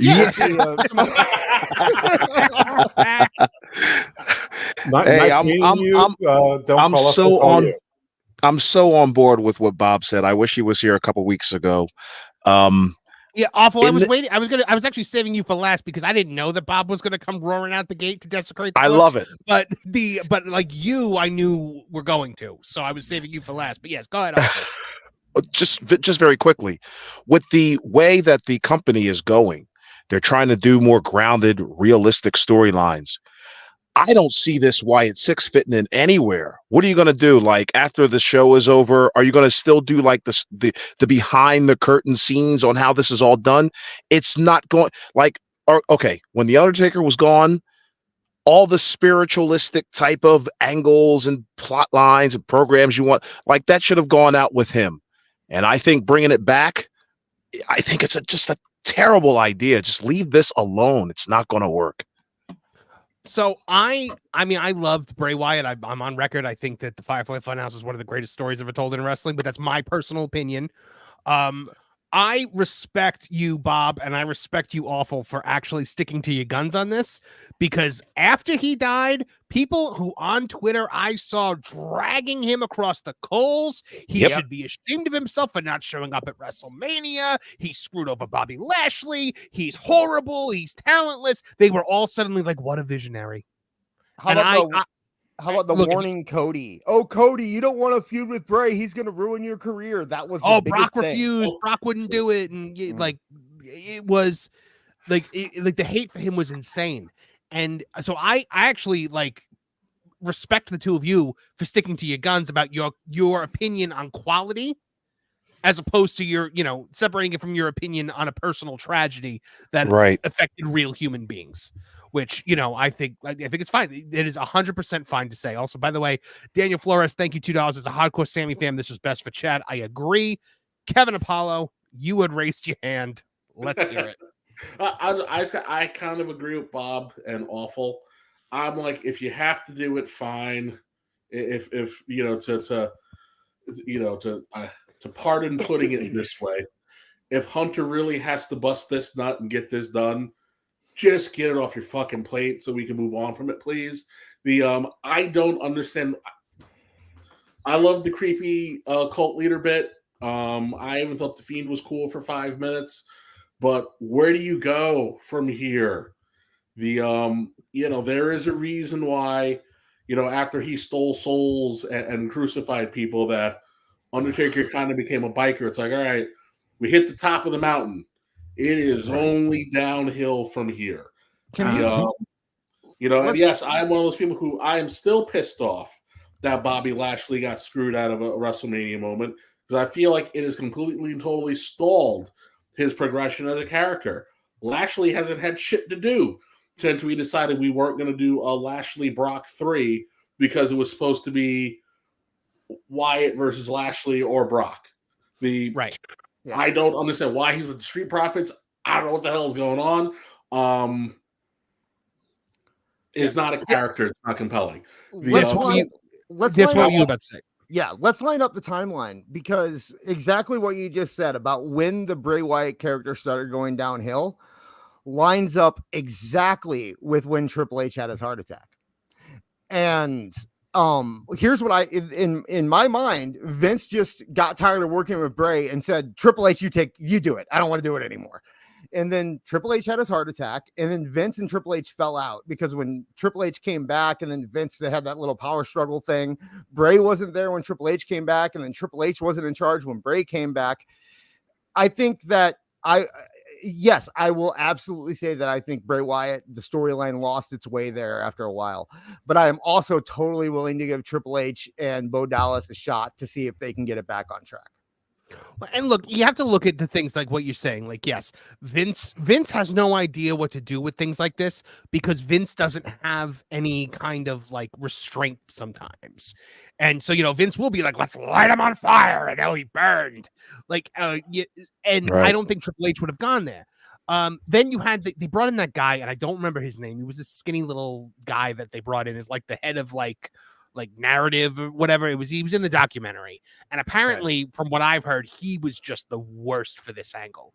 Like, he just took everything that Bray had laid out and just like crumpled it up, and they didn't know what they, like with Uncle Howdy, they didn't know what they were doing week to week. There was no long-term plan. They were just kind of throwing things at the wall. So where does this all go? What's it? And the other thing is, you got to remember, Bo isn't Bray. So if you're going to do this, you have to do it in a way where Bo is allowed to develop the character that he needs to develop to carry on when this eventually runs its course. We can't be making Teen Wolf 2. I think we're playing in some murky waters. I don't understand why we got to jump in this pool. You can do something that is a nice homage, but totally different. But again, I think Triple H at this point has earned the ability to take a risk, and everybody has to kind of cool out and be patient with it. But I'm not willing to sit here and be like, this is going to be the greatest moment in the history of our sport. And then, like it or not, but WWE has always been a profit-based business. And you know what sells a lot of merchandise? The Fiend, Bray Wyatt, the Wyatt stuff. So, if the family was going to be okay with it, this was always going to happen. They were always going to try to figure out a way to do the other thing. I mean, the other thing is, now one thing I want to point out is, even though I am a fan of this concept, there is something to be said about Disney was never the same after Walt died. Apple was never the same after Steve Jobs died. The Muppets were never the same after Jim Henson died. When the visionary goes, you lose the creative force. And I think that's the best analogy I could make about this. And I'm worried that the story won't have the same kind of oomph without his mind there. I don't. But Marv, when did it ever have oomph? I liked it. I liked it. All right. I think it did have of us. Yeah, so we're split 3-3 on this. Okay, so now can we all agree on one thing though? Matt Hardy tweeting about this was ridiculous. Oh, Jesus Christ! I mean, grift. He's such a clout chaser. Clout. You bastard. There's no way he's involved in this. 0% chance. None.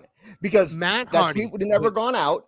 And because WWE has no interest in Matt Hardy being part of this in any sense. Because have you seen Matt Hardy for the past 4 years? Why would you want to, like, maybe as a trainer in NXT or something, but as an on-screen, the dude can't walk. I've seen the putty patroller that they put in a wig that they say is Matt Hardy now. But The man has oatmeal for a brain. Yeah, he's got nothing left. That's pretty much all Matt he is Hardy now. died 4 years ago in an empty arena. Yes. Listen. They're coming back to go into the Hall of Fame, and that is about all we're gonna get from the Hardys, because watching them both, it just makes you sad. Them it's all we should get from the Hardys. I agree. That's all I want. I don't even really want that. I'm still mad at Jeff Hardy for that last DUI. I'm sorry, dude, but 10 o'clock in the morning, your blood alcohol content matches your IQ, and you're just, I got to go to a doctor's appointment. Like, good line. I mean, every time he steps out of the WWE bubble, it all the drugs and the alcohol starts to flow. So we saw it in TNA, we saw it again in AEW. He goes back to WWE where they test him and he stops doing it. Man, I had something to add to the Matt Hardy thing. He just I mean, I'm like, he's got go away heat with me, really. Like, after everything he did with AEW, all like the crap he talked and all of like the pandering that he did, he got mad because they didn't make him and Jeff like the main tag team on the roster or whatever it was. I don't know. I think there was some weird thing. I think there was something where he was supposed to have more like stroke on Rampage, because it seemed like for a minute there they were going the route of letting the Broken Universe exist on Rampage, and then that completely went away because it's Tony Khan and he doesn't care about next week. So no, I think you heard wrong. He had a stroke on Rampage. Okay. But if they wanted, here's what they would be great at. They should take the Broken Universe, which they own, and go to YouTube and make Broken Universe stories all they want, and then their fans can watch it on YouTube, and WWE can bring them in for the Hall of Fame, and then they can celebrate them, and they can promote their YouTube project, and I never have to see either one of them again. That would be amazing if they could do that. What this segment needs is a little bit more evil. And here, so having stroke on Rampage is like being the supervisor of the mailroom. That's a good analogy. This is just absurd. Nobody needs either one of these guys to do anything. And here's some more evil for you, because Matt Hardy's been bragging for 4 years how he's financially secure forever. He doesn't need to work for money, and all he's doing is begging for a job. Now, maybe it's true, maybe it's not, but I wouldn't be so surprised if he wasn't leveraged to the hilt, and he does need the money, and he does need it. And if he doesn't get it, we're going to start seeing some parts of the Hardy compound, including giraffes and kangaroos named George Foreman, being sold. How if you're Triple H, how interested would you be in bringing Matt Hardy back in? Let's imagine that he was still in great shape. Don't forget the fact that Matt Hardy got fired by Vince McMahon. Triple H put his neck out for him, convinced Vince to offer him a job, not only in NXT, but he was going to let him do the entire Broken Universe NXT, be a performer and a trainer and a producer at the same time. And Matt Hardy turned him down to go to AEW. Do you really think Triple H is going to open up his arms for now that guy who is also crippled? Is that going to be something that he's going to want to do? Matt Hardy is not scrambled brains. Look, the clout chasing. The clout chasing of Matt Hardy needs to be studied, because when Bray Wyatt passed, everybody was devastated, and I thought Matt Hardy did a very touching tribute to Bray, and then he just would not stop. Do you remember Matt Hardy's social media was Bray Wyatt every day for like 4 months? I was like, dude, his wife's not even tweeting about this anymore. Like, don't you remember that huge segment in that documentary about how great of friends Bray Wyatt and Matt Hardy were? Didn't you cut that entire thing out? Because it didn't happen, because they were forced together, because Vince said, I don't know what to do with these two, make them a tag team. No, they're deleted. Well, the Hardy, the final deletion or whatever it was that they did in WWE, it made history, because it was the first ever segment that Vince hated so much that he cut it from the replay on Hulu. Oh, wow. Or like all replays of that Raw, I believe, do not have that segment in it. Like, it's just like a lost match now. They may have put it up eventually but for a while, like, you couldn't get it. Oh my goodness. All right. So here's a question for you guys. Do we think, because one of you guys brought this up to me the other day, and I thought it was interesting. Is Damien Priest turning babyface? Is there a babyface turn for Damien Priest in the future? I think they started to tease it with Balor. I think I think that's where they're going with this. Absolutely. You have to make it's an historic thing. He's the first Puerto Rican champion. He's great with the press. He has a good look. He's a natural baby face. Pedro Morales. Pedro Morales. No, they keep saying he's the first Puerto Rican born champion. Yes, In and they said 50 Rock's and they said that the Rock's grandmother was the first female promoter. Okay. They lie. Well, no, Okay, they, yes, they said on yeah. Raw. Okay, fine. Yes, they are lying, but they are trying to portray him as the first Puerto Rican born. You can't have that maybe portrayal this as a title. heel. Okay, Maybe this is what I'm title. saying. I mean, look, they like to pretend that everything pre-Hogan was another company. Well, Right. they said Even go ahead. they said Go he's the first Puerto Rican born champion in over 50 years. They didn't say Oh, he okay. was the first one. Okay. Well, there My you go. point is that they're trying to push that as a big deal, and doing that with a heel is a little bit harder than doing that with a face. True. So it Plus he's makes dating sense to turn Lana. him as a face. I would say the Judgment Day, other than a few nefarious acts, have pretty much been low-key babyface, as the kids would say. Except for Dominic. Yes, except for Dominic, who is the most hated person in the entirety of wrestling history. Yes. Which is why you had to drop the R-Truth bomb to get people to boo them. Priest and Balor have phenomenal promo charisma together. They bring something out of each other. It's as a group of misfits, they're kind of endearing. So you find yourself wanting to root for them. It's yes, Damien Priest is going to have to be a babyface, because it's just the easiest thing to do. Again, to get him some super easy sympathy is to have Finn Balor lose his effing mind that he can't get his hands on a heavyweight championship, and he betrays his friend Damien. And now we're kind of, especially now that Mommy is out of the picture for a little bit of time. Yeah. The Judgment Day is fractured, and although Priest anointed himself the leader, Ria was really the one steering the ship. Now is the perfect time to do it. But it's a no-brainer. It's a no-brainer. He can talk. There's charisma about him. He's got good energy. It's just a matter of who is his next great opponent, because the best thing they ever did for the Judgment Day was getting rid of Edge, the guy who started it. If Edge had remained the leader of the Judgment Day, it'd been gone for 2 years already. Yeah, absolutely. 100%. It's where, again, kind of like with Cody. Hey, where do we go from here? Because Roman was the king of the castle, and Roman was such a powerful baby face that you needed to create good, strong baby faces to throw at him. Yes, AJ is kind of heelish because LA Knight is the dick you want to cheer for.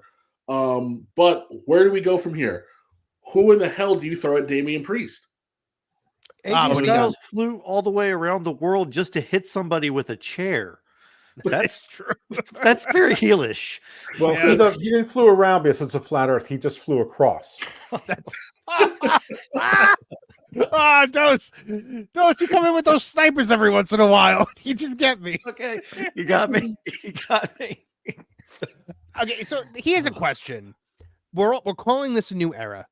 If you are a fan who does not know the backstage stuff that we don't know, they don't know about Vince, they don't know Vince is gone, and you're just watching the show, other than them telling you this is a new era, does this feel like a new era?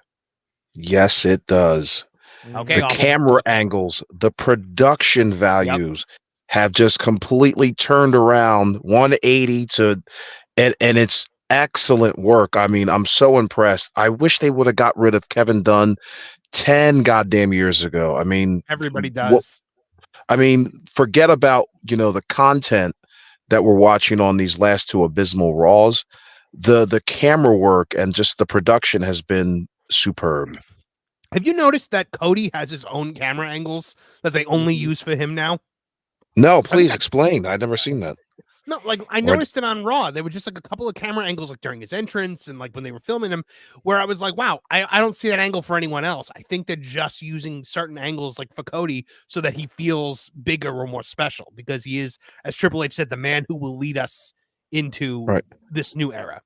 Are they Dose, do giving you him think the Andre the Go ahead. Giant camera work? No. No. Okay. Dose, do you feel as though this feels like a new era? Yeah, I feel like the reins have been taken off of everyone. No pun intended there. I mean, commentary feels freer. They feel like they're having more fun. They're not restrained by their language. Samantha Irvin can freely do Chelsea Green, or she can do the big Cody introduction. Pat can do whatever he wants. I think it has a lot to do with Pat just being Pat. You couldn't stop him. But Michael Cole is happier. They're telling dirty jokes. Sometimes they're jokes from like my age when you're 15 and you watch Porky's for the first time. It's it's sophomoric and cancelable here, but they're doing it, and I think even the characters, the promos feel more natural. Drew McIntyre's feel more natural. I think a lot of them are able to steer their character in more ways, so they're not so constrained by writers, but they still have the guardrails of writers. So yeah, I mean, and everyone's talked about the camera work and the single shot, the camera following someone and then reversing it. And they're trying things, and it's new and whatnot. I object to the fact that a character like a Bray Wyatt or Undertaker or Papa Shango doesn't have a role in this world. I still think they do, but we already litigated that. But yeah, I definitely, but it's not I mean, Triple H has his flaws too. DIY, New Catch Republic, Candice LeRae. Yes. I mean, he loves his indie darlings.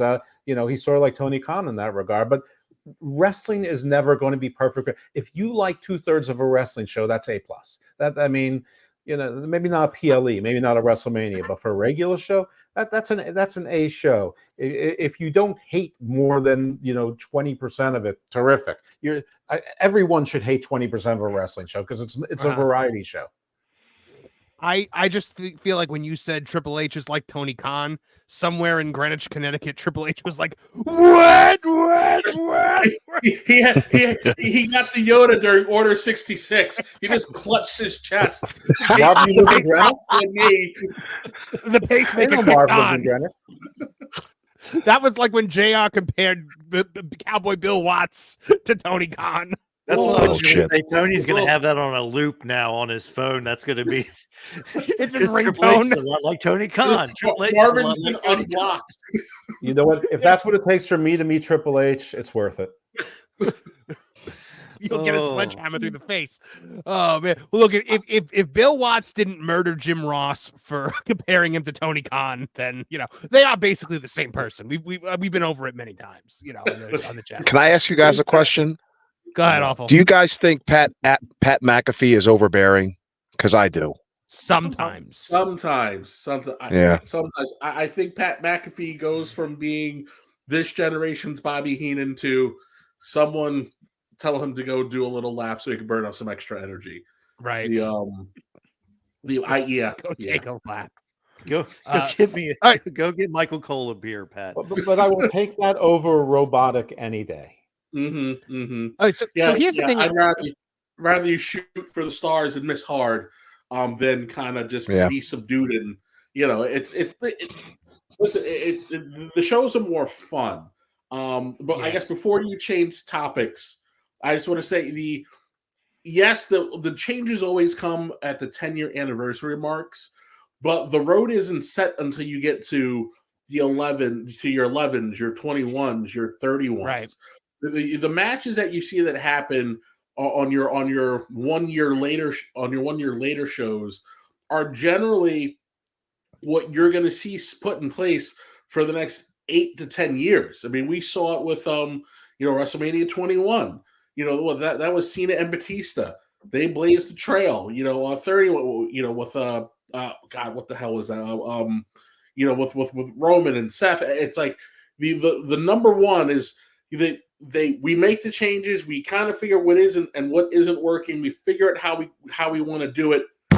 Now it's off to the races. And barring injury or some kind of tragedy, there is no doubt that for the WWE, the two biggest players for them have been Seth Rollins and Roman Reigns. They won All In, and it paid dividends for them. Yeah, Bob, you had raised your hand. Did you have something to add? Yeah, I just wanted to say when you're talking about the promos and also people acting, like I said earlier, people acting natural, how actual people would act. The fact that everything affects everything else and everybody's aware of everything else that goes on during the show. It's not like everything just happens in its little bubble where if you're in a feud with somebody, that's it. That's the only thing that you interact with. You don't interact with anybody else. Nobody comments about it. And the promos, how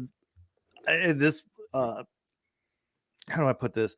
They're talking, the main guys are talking to the adults in the audience as well. Again, they're speaking like Good adults. point. Everything isn't dumbed down to the point where you have to be a 10-year-old to understand it. What do we used to say? Poop, gay sex. You can't see me. You can't see me. These nuts. Listen, I think you guys should say it best. It's we have acknowledged that there are adults in the room and that we do have to keep them engaged too. Well, also your audience, the poop, gay sex, you can't see me audience has aged. And so now you have to age with them, and I think they're talking to them because they're adults now. Yes. So that said, poop, gay sex, you can't see me is never not funny. That's true. That is true. You just can't do that in a work setting. You know what? I had a thing that I was going to move on to, but I have to bring this up because I just saw this in the chat. Did you guys hear Hogan tell Foley he was going to turn heel in Ultimate Warrior and be called Triple H? Yes. Okay, Yes. so I watched, for the first time ever, I watched WWE's Most Wanted Treasures on A&E. I watched it. I watched it over the weekend. I thought it was going to be a lot more of like looking for the treasures and not like giving me a history of the NWO, which literally, if you watch if you could watch a documentary on Alexa Bliss, and for some reason they will go into the history of the NWO. It was good. It was a decent one, but so Mick Foley is in charge of getting something from Hogan for the WCW collection. Now, where is he going to go? He has to go to Hogan's restaurant in Clearwater, Florida. Oh, shit. And if you've been listening to this show since episode 2, you know what happened there. It's a good thing they didn't send Booker T. So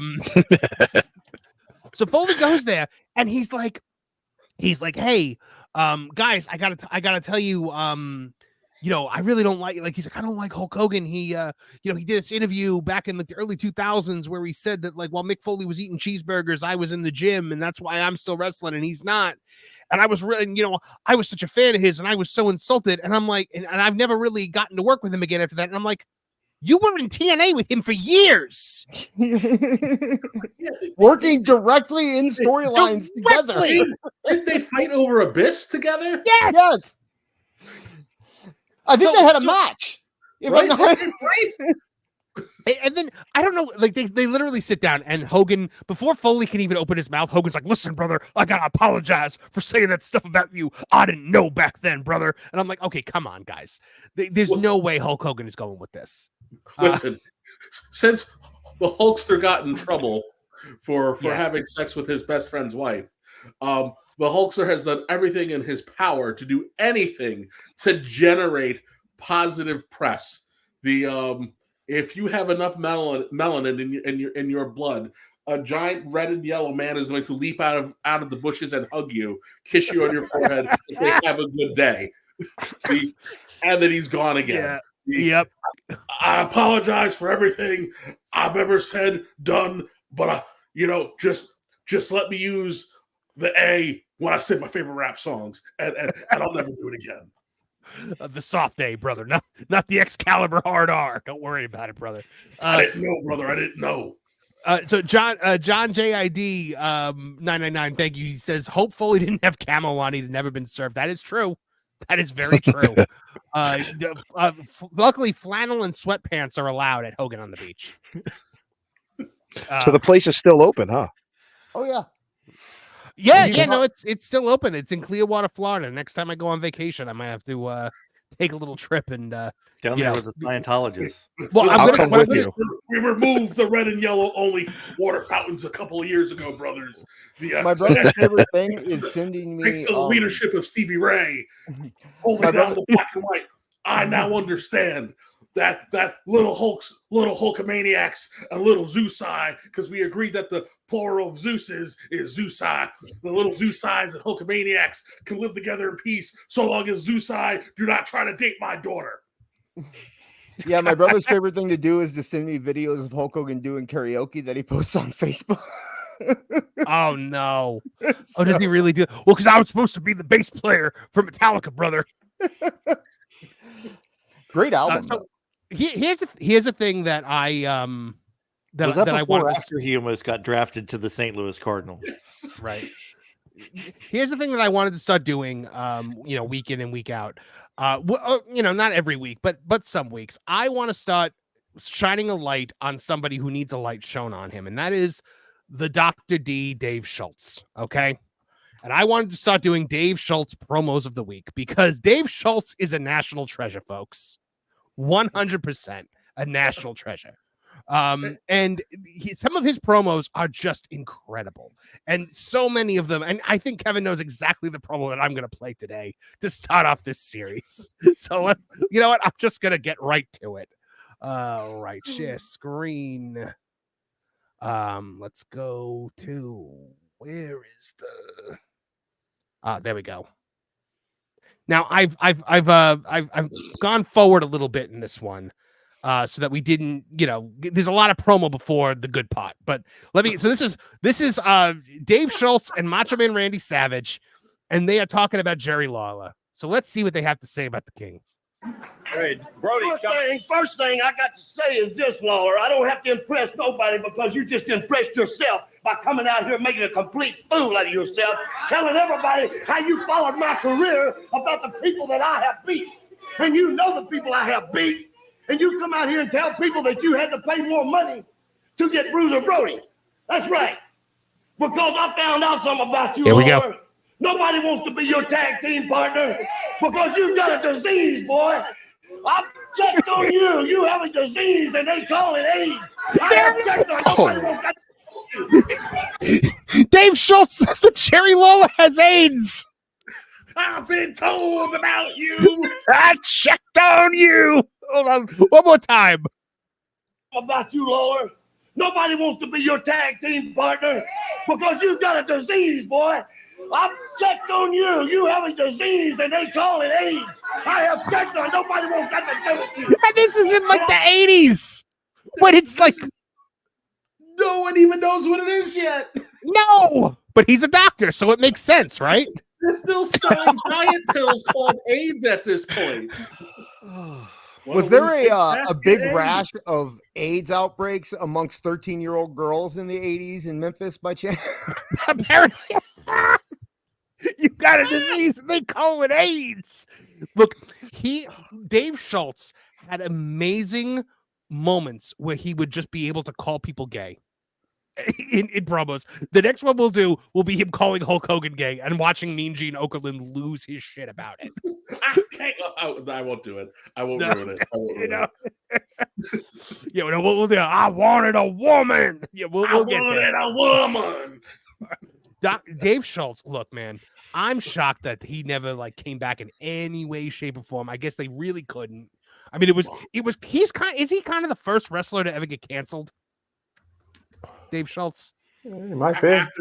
I guess maybe after a public execution. I mean, he destroyed John Stossel. So, he. Yeah, but didn't Vader slap the reporter too, and nothing happened to him, did he? Yeah, that was years later. Yeah, that was so much later. Bulldog Buzz Sawyer might have gotten canceled before David Schultz. Oh, okay. Okay, yeah. So Big Ron said he became a bounty hunter. He did on the dark side of the ring. And I was like, how was that not a show? How did we get Dog the bounty hunter and we didn't get Dave the bounty hunter? How do you know they're not the same person? No, because they're not. Pull up Dave Schultz. I'm not sure. Dave Oh, Schultz my was the goodness. man. He was Dave awesome. Schultz was the man. 100%. I mean, he still is the man. He's alive.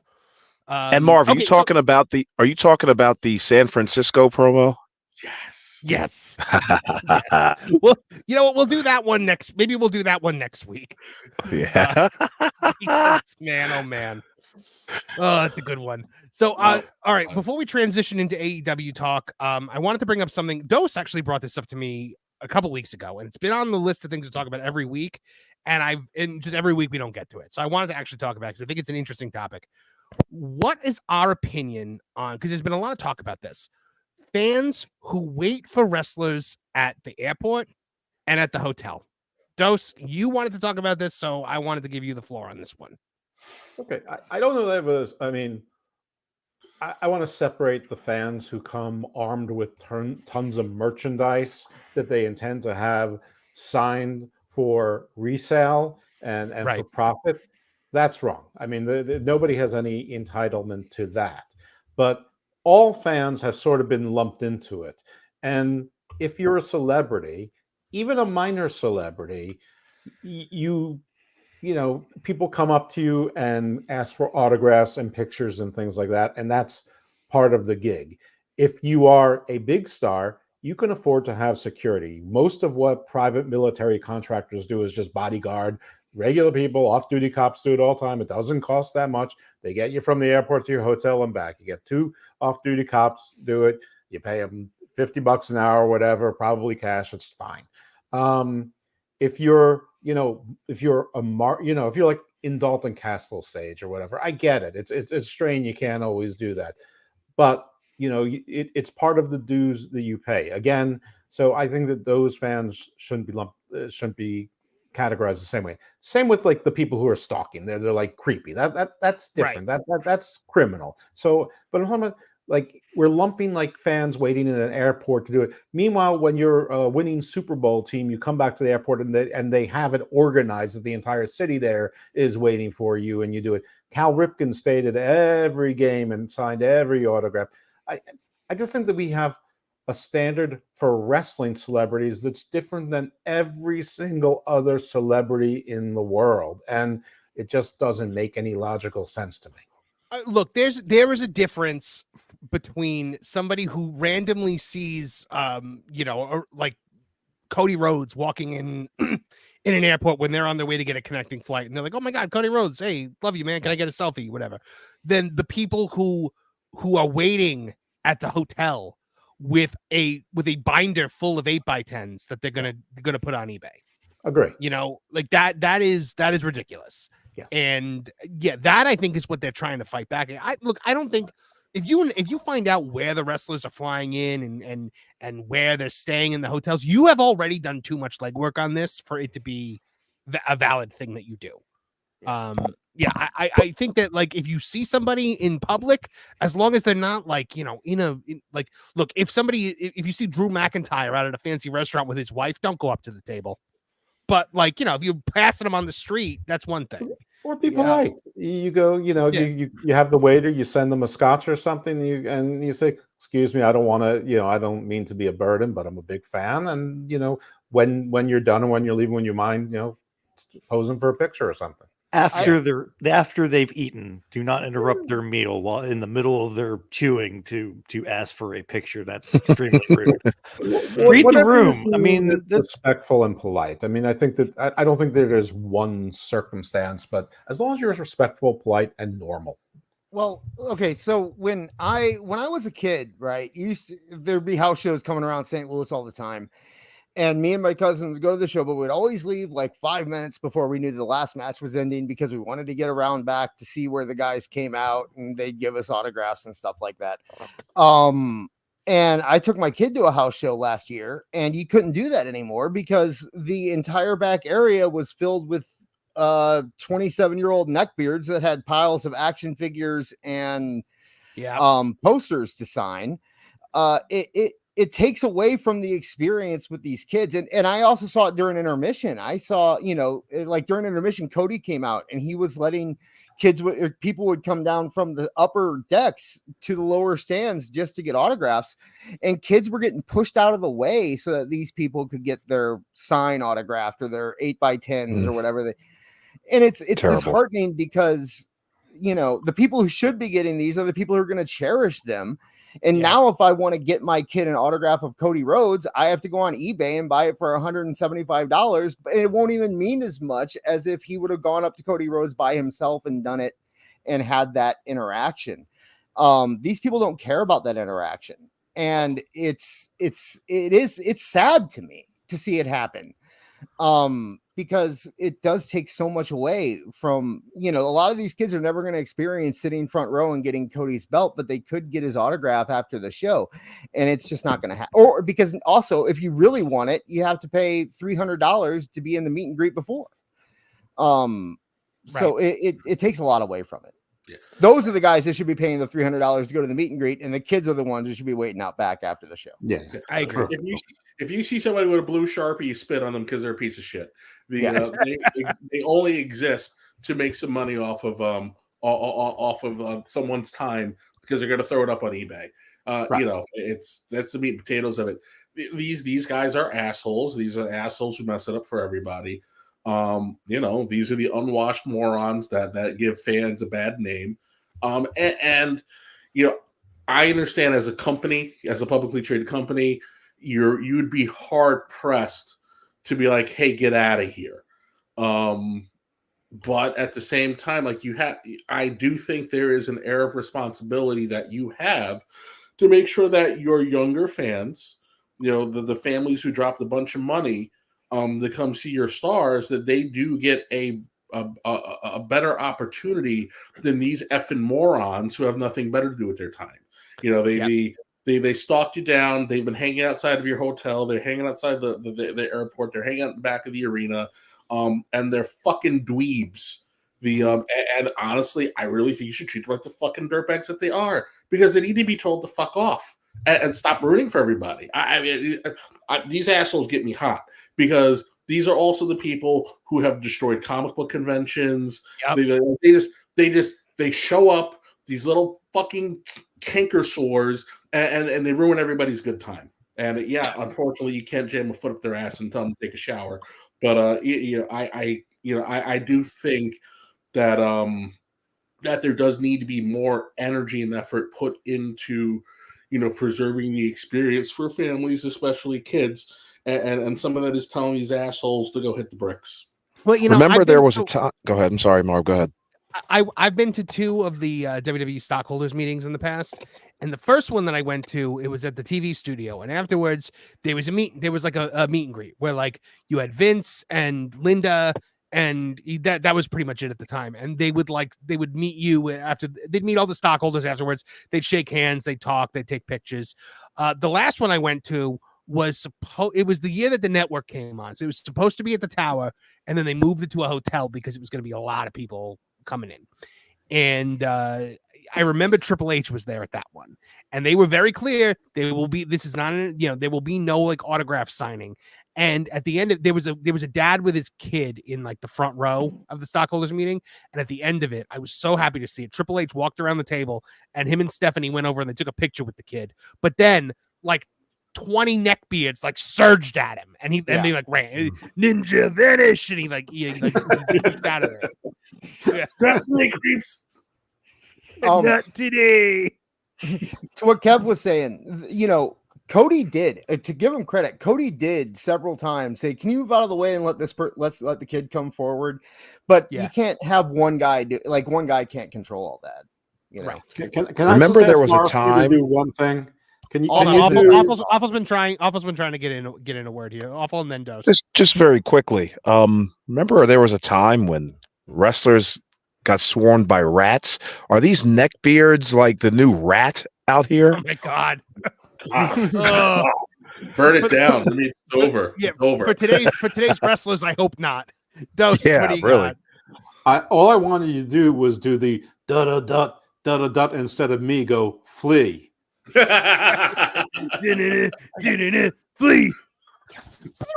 You gotta have the puppet smoke. When he disappears, It's fire. It's 3 fire HHHs. Yes. 3 fire H's. No, it's green. It's green smoke. It's neon green laser smoke. Right. I just pulled a Bret Hart. I'm sorry. I know what the HHH and HBK stands for. What? I was gonna. Go ahead, Bob.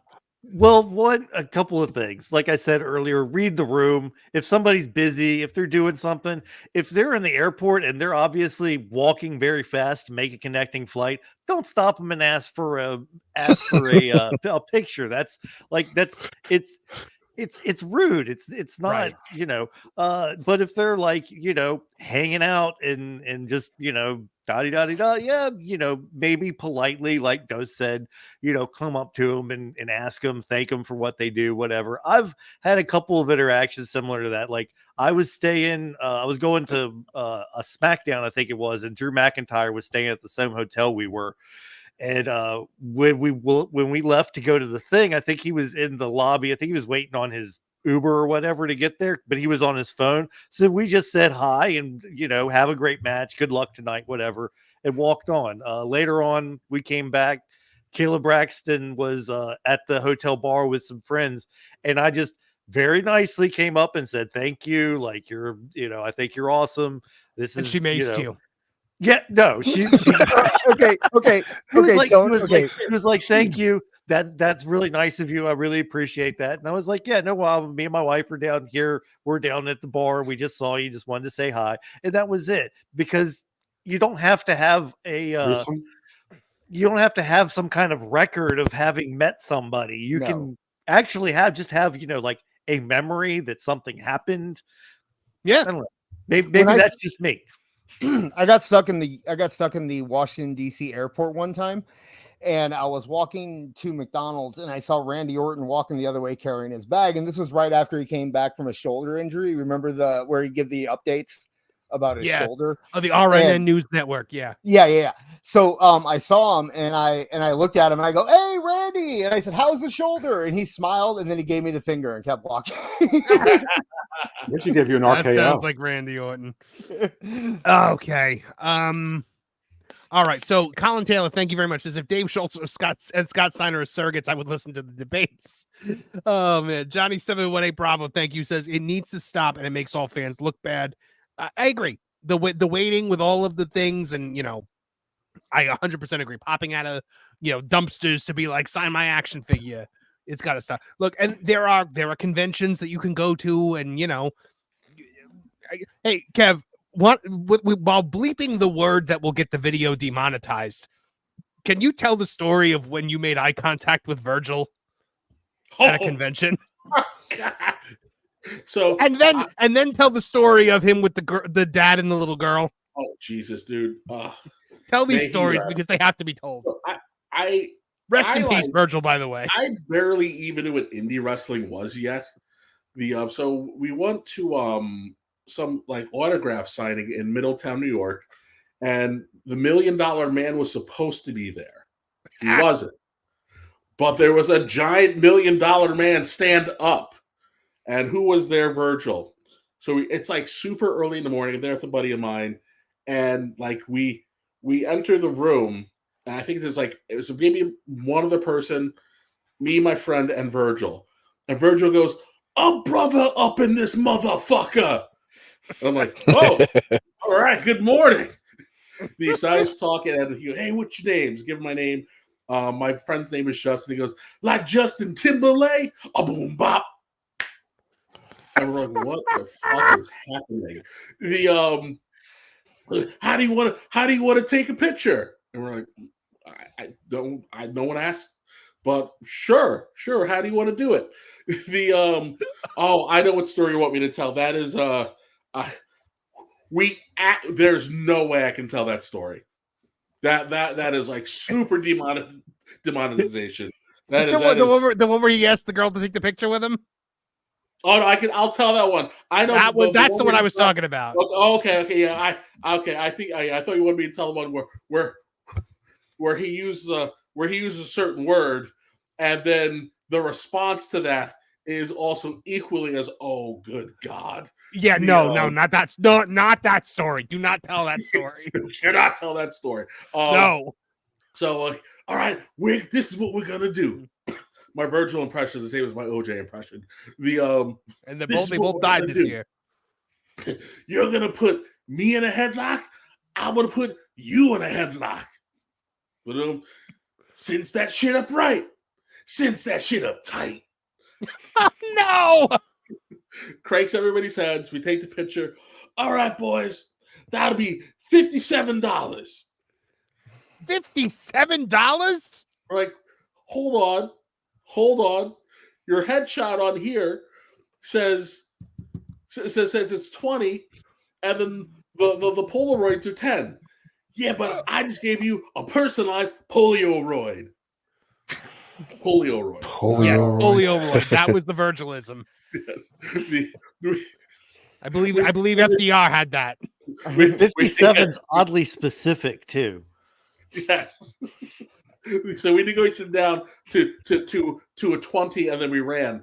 So now meeting Virgil part 2. This is like right around episode 2. A buddy of mine used to own a cleaners, and he was like super into like sci-fi. So this massive convention, like the Kid Boba Fett was there, Jake Lloyd was there, Peter Mayhew was there, like the original Battlestar Galactica cast was there, a bunch of soap actors, Sonny, Candido, Balls, Guido, Doring, both match strikers, because everybody forgets that there was 2 match strikers at one point in time. Yes. And a couple of other guys were there. And it was going to be like Friday and Saturday was the sci-fi convention. Sunday was the wrestling.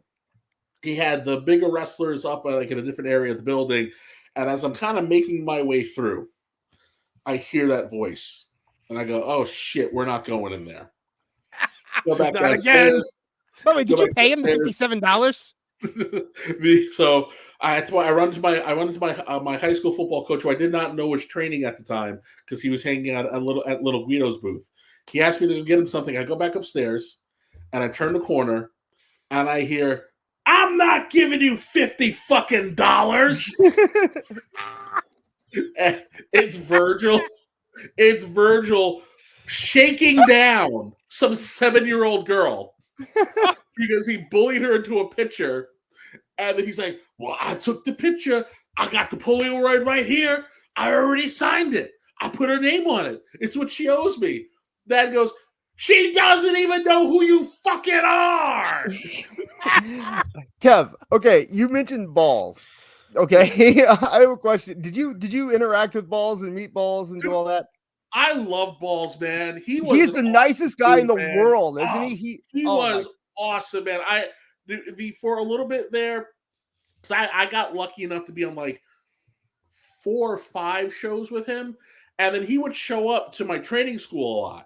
So we got friendly there for a little bit, and dude, awesome stories. Awesome stories. Did he tell you? Did he tell you the La Parka story? Yes. Okay. Yes.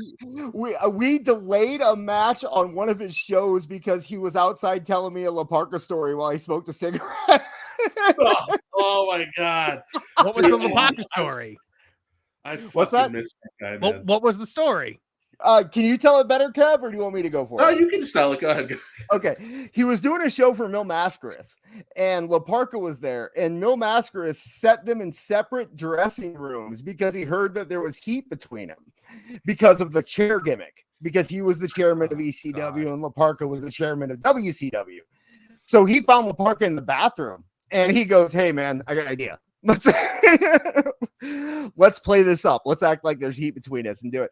So Balls came, La Parka was coming out for his match, and Balls ran in with the chair into the neutral dressing room and acted like he was going to charge La Parka. And then La Parka picked up a chair and he acted like he was going to charge Balls. And they got within 2 feet of each other, and they both put the chair on the ground, stood up on it, and did the La Parka dance in front of all the boys. It had nothing to do with the crowd. That's amazing. Oh, that's amazing. The Shaggy Phil 73 said it's a super chat. He says Apollo is a CTs. I gotta hear the really bad story. Is there any way we could Patreon. That's a Patreon only. I'm trying to think. Is there any way that we could like substitute words and no? Will it just lose the story? No. The payoff is the vulgarity. Well, it just they're in Vermont. Virgil is one of only 2 black people in the area in the state. He's being very belligerent and very quickly finds out why he's one of only 2 black people in the area. We cannot tell this story. Tune in for Patreon or for Marvin the Movie Monster, the live tour. Oh man, yes, I remember this story very well, and I was aghast. I love that it ended with Studio. Yeah, Monster Piece Theater. I'll steal it from Sesame Street. That was. I think the third time I heard the story, it forced Tony Atlas to start singing "Old Man River" out of nowhere. We didn't even know Tony was in the room. Oh my god. Tony Atlas, man. Is he like that gray ghost? He just appears? Yes. Old man. Jesus. When there's enough. You're a size 7. No, not now, Tony. Not now. Oh, fantastic. All right. I guess we've stalled long enough. I think it's time to talk about the elephant in the room. Maybe the AEW. I know. Look, we did a whole live stream on this already, but people can't rewatch it because, of the footage. So you can see it on Patreon. Yeah, subscribe to Patreon. Yeah, subscribe to the Patreon. You can watch our original live stream without like immediate reactions. But we got to talk about Tony Khan sharing the footage of CM Punk and Jack Perry. Can we go over Tony's comments about it? Yes, that is what I've got it right here. So it's the most ridiculous thing. Tony was asked recently about why did you do this? Because it was everybody. I think everybody in the world except for Tony Khan agrees that it was ridiculous and stupid. So here we go. He said, I think it made a lot of sense. First of all, the Young Bucks FTR ladder match is coming up at AEW Dynasty for the World Tag Team Championships. So there he goes. When he's asked a question, the first thing he does is he plugs an upcoming show. Very corny of him. Yeah, I like that. I like that he does that. But then he doesn't answer the question usually. Right. He says, this is the 4th chapter in FTR Young Bucks. I believe they are the 2 greatest tag teams in wrestling, the 2 best on the planet. The last time they wrestled, Young Bucks FTR 3 was at Wembley Stadium, AEW All In. A lot happened that day. Those guys at one point, they were the 3rd match on the pay-per-view. And at one point, it looked like we were going to have to call them up and they were going to have to wrestle the first match. They ended up going on in the spot they were in, but the Young Bucks said the whole day, everything that happened affected their mental preparation. They weren't able to pray before the match. They were very stressed out. They slipped on the banana peel, lost the match, and they blame FTR for what happened at Wembley Stadium. In hindsight, that's why they refused to shake FTR's hands. We've seen the Young Bucks change a lot.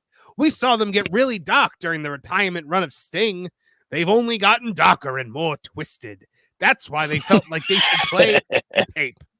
It was fascinating to see after the tape played.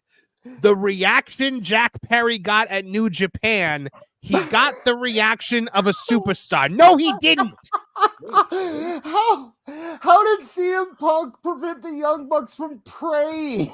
Yes, CM Punk took Jesus away from the Young Bucks. That was just on his rampage that night. Not on Rampage, but his rampage that night. Everything that happened, a 30-second scuffle. That's it. That's all that happened. They weren't even there. They weren't in the room, and they wasn't even there. Pray. 2 matches later, they couldn't pray. Listen, I can tell you how he took God away from the Punks. CM stands for Christ Magnet. Yes. God, Jesus was so busy trying to heal the wounds that CM Punk inflicted on Jack Perry that night that he could not be there for the Young Bucks. I'm sorry. We all watched the footage. A 10-second clip of a grown man grabbing a little boy in a front face lock should not prevent you from communicating with your God. Can we all agree on that? I showed my dad the footage. My dad used to be a police officer. I showed my dad the footage. He said he would have found a way to arrest Jungle Boy. That's what he told me. So no background information at all. That's all he told. That's all he said. Tony says he got the reaction of a superstar. That is not altogether unexpected, and it's something very interesting, perhaps a side effect of this. Jack Perry, already a big star in wrestling, really the way the crowd connected with him in Chicago, that was interesting. It leaves a lot of intrigue. It leaves a lot of intriguing going into AEW Dynamite and AEW Dynasty. He just can't talk. He can't talk to people. Or shouldn't. Well, yeah, shouldn't really is the crux of the problem. Listen, I will give Tony this. Tony is a terrific promoter. All he does is Carnival Park his next show. Promoters and bookers are not the same thing. Yes. Tony does a great. I'm gonna get you a building that no one's gonna go to, and it's gonna be awesome. Watch Rampage on Friday night. Tony, what time is it? It's time to watch Dynamite on Wednesday. It's not helpful. I need to know. Tony, can I have something to eat? I'm hungry. Watch Collision every Saturday on TBS. You'll get a heaping helping of wrestling. What fantastic wrestling. Like and share on Twitter. Hey, listen, Tony does a phenomenal job of liking Time Cop and telling everybody about how and where to watch his shows. The Time Cop thing. What is with the Time Cop thing? I gained more respect for Tony Khan once I found out his favorite movie was Time Cop than anything else he ever did in his life. Let me see if I can find it. He did it again, like recently. He did it after Dynamite. Yeah, he did it after Dynamite. He did it after Dynamite as people are walking out, and he's like, "Please don't walk out. I like Time Cop." Yeah, don't. He's begging people to stay for the Ring of Honor taping. Don't leave. I love Time Cop. It's interesting how he was able to pass the buck to the Young Bucks. Like there was like rumors surrounding like, well, you know, who greenlit the footage. Now obviously Tony Khan is saying like he had something to do with it, but in the quote he also says that the Bucks, you know, were responsible for it. So what's it going to be? I don't care what the real story is because there's only one person in charge. It's whether it was their idea or his idea, it doesn't matter. He left. He left. Remember? He left. That was the problem. That was the problem. When Punk left, Jesus got so mad that he was like, "I'm going with him. He's walking out. I'm walking out. I'm re-signing with another." He's right. You're a clown.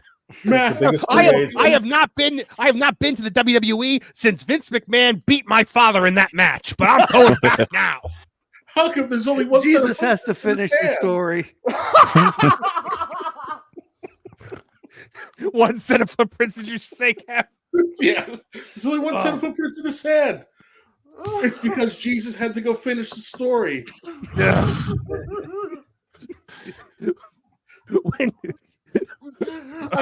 When you only saw one set of footprints, that was when I carried you to a 5-star match.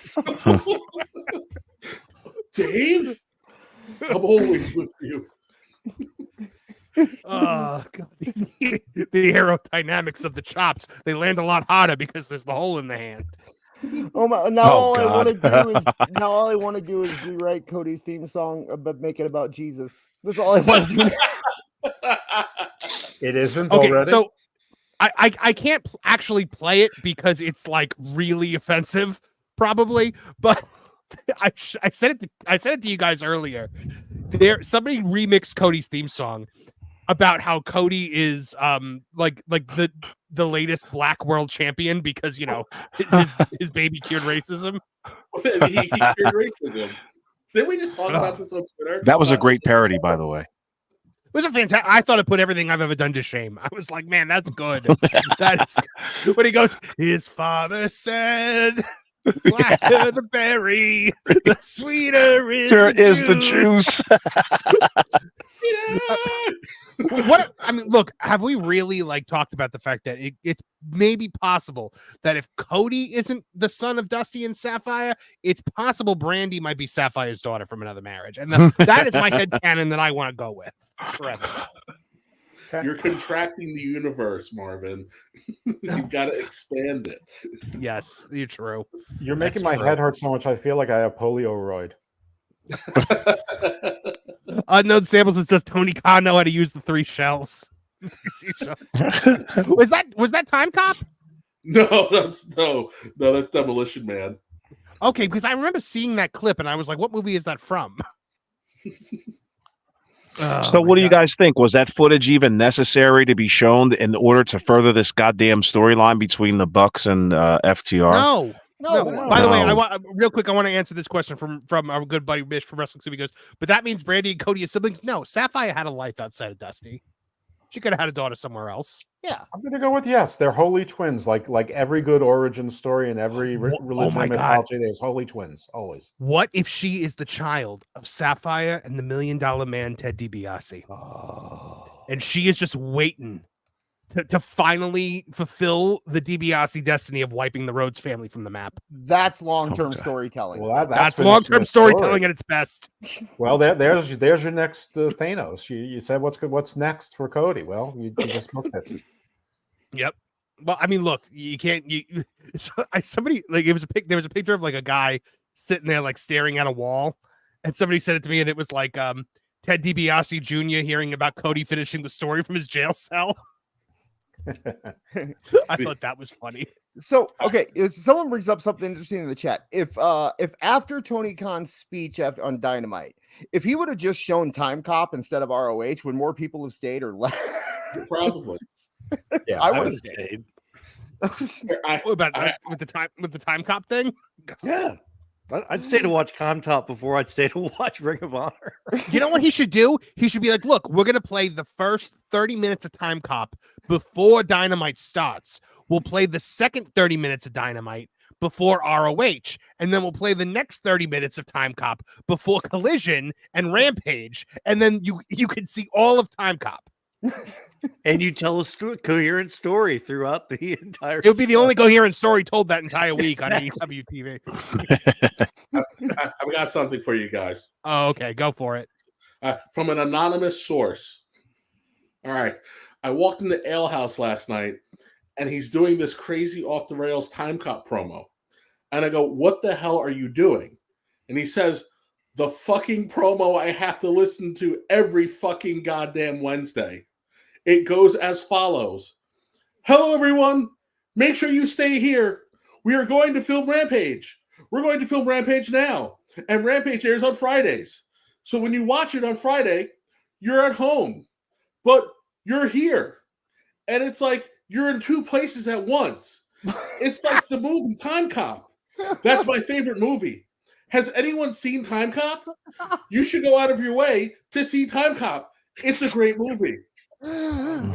Time Cop gets the pop of the every night. single week. The most over thing on the show is Time Cop. If Tony's gonna book a Time Cop wrestler at some point, Kev, I remember you reading that to me, Kev, months ago, and then I saw the thing from this past week when he was trying to get people to stay for ROH, and he brought it up, and I was like, oh my god, that's real. I didn't think it was real. Wow. Listen, incredible. If ROH could bring in Timac to team with Jimmy Yang Wang, Tony better book a Time Cop storyline. that's why he wants Motor City Machine Guns, because that's their gimmick in TNA right now is Time Machine. Look, I've always wanted to book a time travel gimmick. Okay. Oh yeah. Here's how it works. The time traveling wrestling, right? All right. So let's say Kevin is having a match and Kevin has a championship belt. Awful comes out and he takes Kevin's championship belts and runs to the back. Kevin finishes the match and is like, what the hell? And he walks in the back and Awful is like, hey, Kev, here's your championship belt. I just needed it for a second. And Kev's like, okay, whatever. Later in the night, Awful is having his match and he pulls out the championship belt and hits the opponent with it. You're so racist. It has to be Awful and Kev, right? That's what. Yes. I'm doing Triple H booking here. He takes it into the future, but then gives it back to Kev right at the moment that he took it. It's brilliant booking right there. Ghost, you know what I'm talking about with Chikara, right? Nobody knows what you're talking about with Chikara. Okay, Chikara. Their last show, they did a Back to the Future gimmick where DeLorean came out, and it was somebody from the first show of Chikara coming into. They did a whole time cop, or not time cop, but a time travel thing. It was a time cop. I know ROH did a thing one time where I believe the match, I don't remember what it was, but it was like a no time limit, falls count anywhere match. And the two guys like brawled out of the ring and like out of the building. And everybody was like, what the hell? And then so the rest of the show just kind of kept happening. And then the second night of the show, they came brawling back in. Like they had been fighting for 24 hours. And then they finished the match on the second night. They did that in Memphis with Jerry Lawler. I love that. It was they fought out of the building, and then they came back like the next week, and then they fought back into the building. How many times did you get married the whole time? And there would have been no Jerry Lawler 2-day match if it wasn't for the Tupelo concession stand match. Tupelo concession stand match is the greatest fucking match of all time. There'd be no hardcore wrestling today if it wasn't for the Tupelo concession stand match. You wouldn't even have oxygen. People were like, Honky, help us. We're dying. I said breathe, damn it. I invented breathing. The Honky Tonk Man invented breathing through the Tupelo concession stand match. So I took their breath away and I said, you got to breathe. I have a question. The Honky Tonk Man were also amazing. God, I love the Honky Tonk Man so much, and it has nothing to do with him in the ring. Who said they had a question? Bob, I have a question. If Tony is such a big Time Cop fan, why hasn't he paid to have Van Damme on his show, Jean-Claude Van Damme? I mean, why didn't they he just seem to have Rob interests? I mean, he's got Rob Van Dam, and he could still do a split. Well, I guess that's fair. I'm just saying, Could you imagine if he made Rob Van Dam's like whole gimmick Time Cop? You're just saying things that make me like that. I would like Tony Khan way more if he did that. You're just, at this point, I think he just has to go completely balls to the wall with stuff like this. Time traveling Rob Van Dam from Time Cop, like just do it. Just go for it. Just take the best friends and turn them into the Teenage Mutant Ninja Turtles. I don't care. Just do it. No. Don't do that to the Turtles. Don't do that to the Turtles. That's true. Well, the Turtles have been doing enough. They've been through Seth Rogen. Make them the Battletoads. Does that work? I'm okay with that.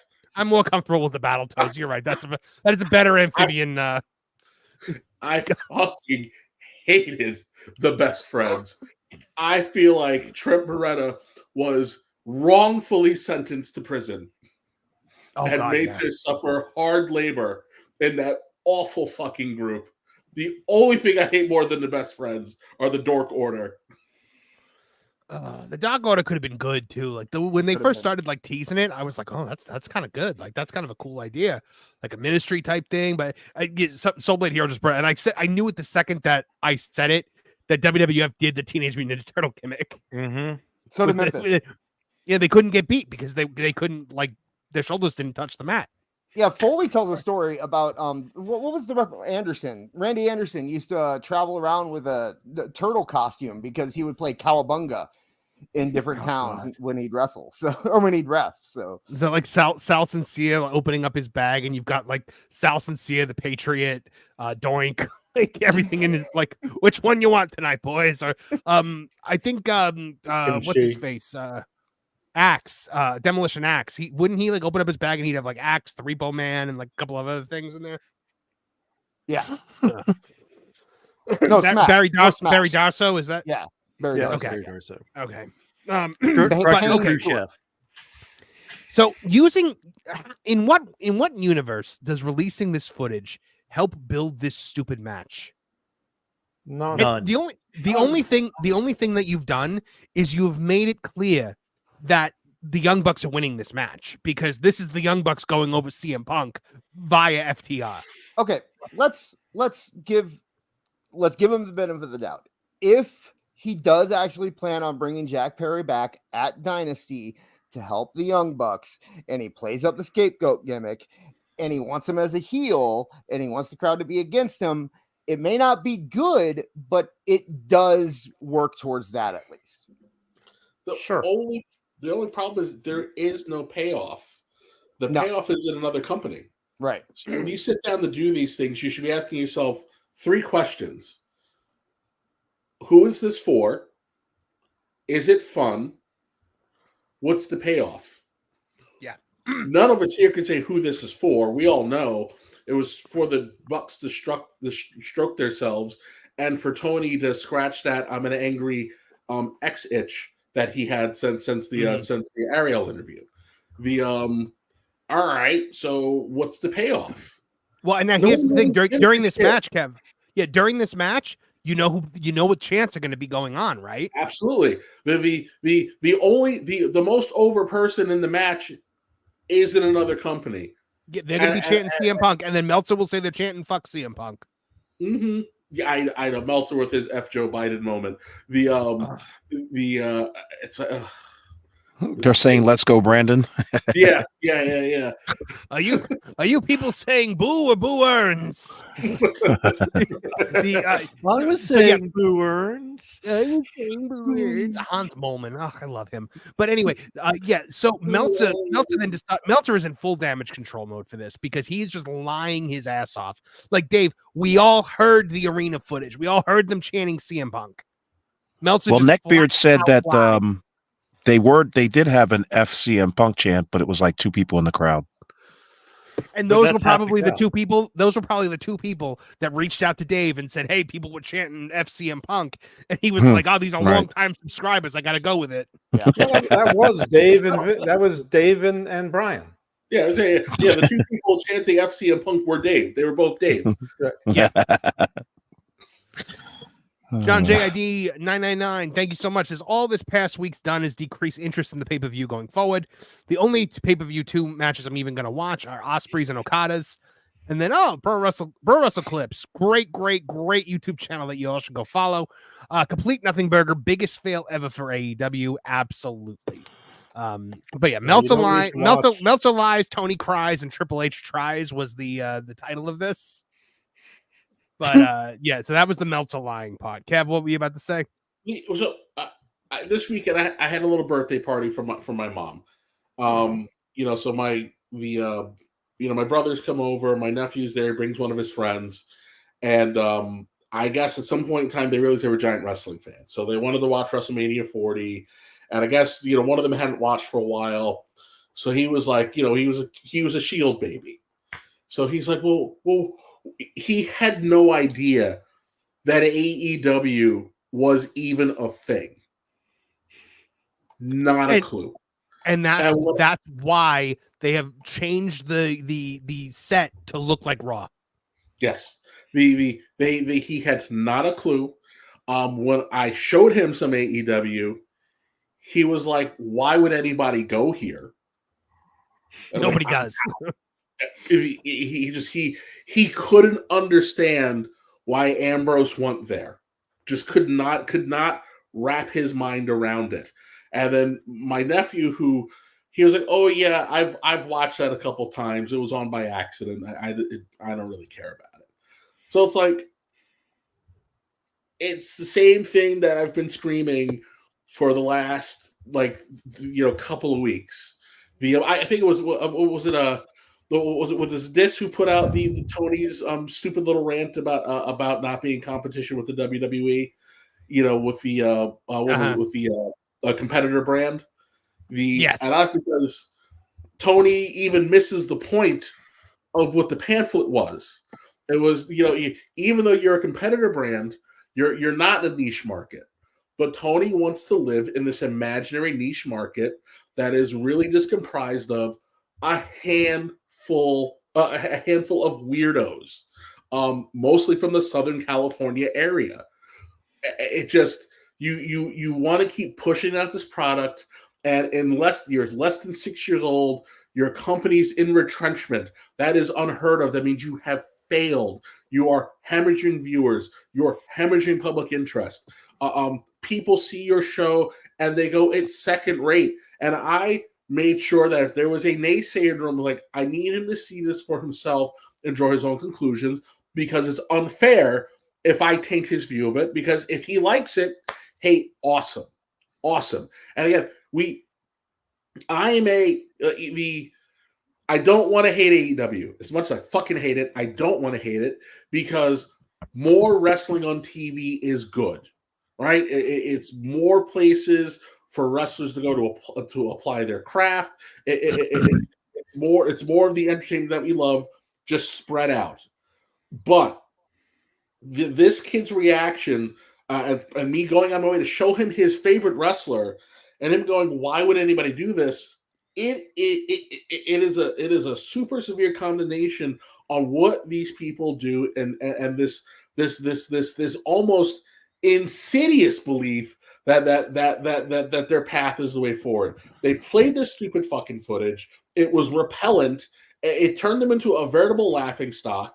I'm only going to turn it on tomorrow because I actually want to watch the Titanic break in half in hopes of me seeing Tony bounce off of the propeller. I'm going to keep watching until I see Tony bounce off the propeller. And then I will go, my time here is done. And never watch again. Log into the TNA app and watch wrestling that I actually enjoy. Can we talk about the fact for a second that there has been one major casualty of this angle, and this is both a wound that was delivered to them and a self-inflicted wound at the same time. That is FTR. I was done with FTR a long time ago. Man, I'm so I if I may quote Jim Cornette, man, am I tired of being right. Because when Bald FTR went out there and said, if you don't he's working double time to try and rah AEW, because he knows he's CM Punk's friend and he's going to get punishment booked for CM Punk. And he goes out there and he says, if you don't support what we're doing, you are trying to take away the way I make a living and feed my family. Preposterous. Absolutely preposterous. That's the definition of gaslighting, right? Jesus. Like I'm sorry. Like you are consumers, ladies and gentlemen. You are consumers.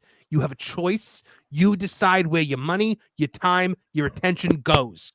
This guy thinks he's so he believes that he is in some way deserves your viewership. Okay, it's owed to him.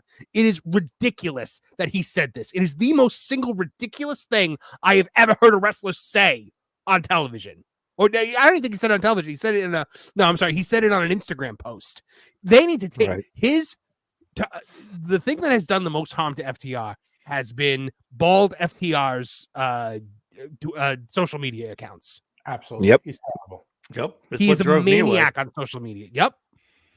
And this is it's the same attitude as Jack Perry. It's the entitlement. It's that I'm not supposed to earn your business. I deserve this. I deserve to be a star. And you have people saying yes, because they feel they deserve it too. Basically, they're preaching socialism using someone else's money. And as Margaret Thatcher said, it's fun until you run out of someone else's money. But the thing about Jack Perry is that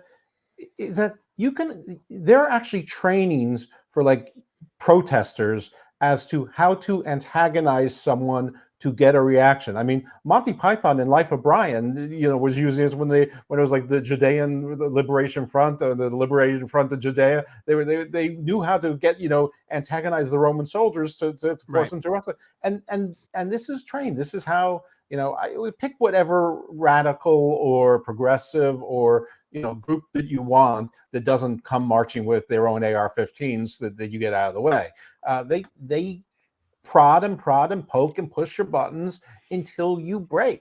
And it's I forget what it's called, but it's like passive reaction triggering, something like that. But that's what's going on here. And everyone's like, oh my God, Punk was the aggressor, ignoring the weeks and months of everything that happened before and everything that happened that day. And listen, even if Punk was out of his goddamn mind, there's 17 people milling around doing nothing. One of them is Tony Khan, who we don't even see move until his computer monitor is tilting a little bit. I mean, it happened in front of him. It happened in front of him. They were in each other's face saying, what are you going to do about it? Do something about it. In front of him. Mish has it in the quote in the chat. He's got the term. Hold on one second. Before I get to that, I just want to say, but WWE.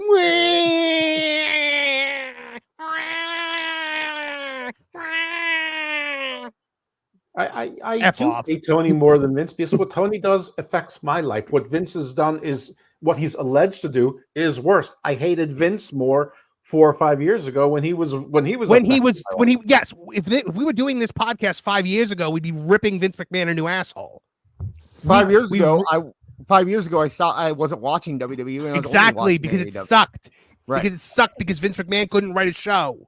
Listen, if I'm Anubis weighing the scales of sin, Vince is all the way down here. This is not a murder, but we're talking about wrestling now. This is not out of the conversation. This is not an either-or situation. Exactly. You can hate both guys. Believe it or not, thoughts in my head. I can even have nuanced thoughts about them in my head. Yeah, believe it or not, it's possible to think that both AEW and WWE had a bad show in the same week. It's possible to think they both had a good show in the same week. I know I'm blowing your mind right now. It's also possible when we talked about WWE earlier, we were not talking about AEW. When we're talking about AEW now, we're not talking about WWE because it is possible to take things on their own. Okay, like ridiculous. Yeah, you could still. Vince McMahon is not involved in wrestling right now. Good Lord. So the bottom line is that. Go ahead. I'm sorry. I'm looking for the thing. Looking for the thing that Wrestling Soup said. Was it this reactive abuse? Yep, that's what it's called, reactive abuse. Yeah. But I'll tell you what Vince is doing right now. He's negotiating with battalion commanders in Indonesia who are actually required to create side hustles to fund their units, and so he's going to get a nice place in Java, and that's where Vince will be protected by 1 to 2 Indonesian battalions. Yeah. By the way, he got that from Wrestling Observer. Could you imagine? Could you look at what Mitch said right here? What Mitch said right here, could imagine people during World War II where people are like, "Oh, Mussolini, with Italy, but Stalin." Like, no, they can both be assholes. It is possible that there can be 2 untalented or jerky people in the world at the same time. I know it's crazy, but I swear to you, it's possible. Right. And I'm not even saying that CM Punk's behavior was guilty. There's records of me saying, yeah, he probably did have to be fired. It's terrible for business, but however bad your boss is, you can't be disrespecting your boss in public like that. Anyway, also, believe it or not, Kathleen Kennedy, Kevin Feige, and Zack Snyder are all terrible at their job at the same time. Yeah. And by the way, going back to CM Punk, I'm pretty sure that both CM Punk and Samoa Joe said that he quit. So you don't get to quit when you're under a contract like that. I know, but still, it's Bob, what do you got? Okay, first of all, I don't have any problem with what CM Punk did. If somebody stood in my face, I'd do the exact same thing he did. Because he diffused the situation as best he could, and he negated the threat. In that, Jack Perry's up in his face, telling him to do something about it. He shoved him. Perry came back at him. He put him in a front face lock. That's not a fight. That's not a scuffle. And if anybody wants to talk about, you don't hit your employees. Well, this isn't an office. Yeah, it's a goddamn wrestling promotion and wrestling locker room, and athletes have short tempers and they have big personalities and big egos, and they're going to clash. So occasionally stuff like this is going to happen.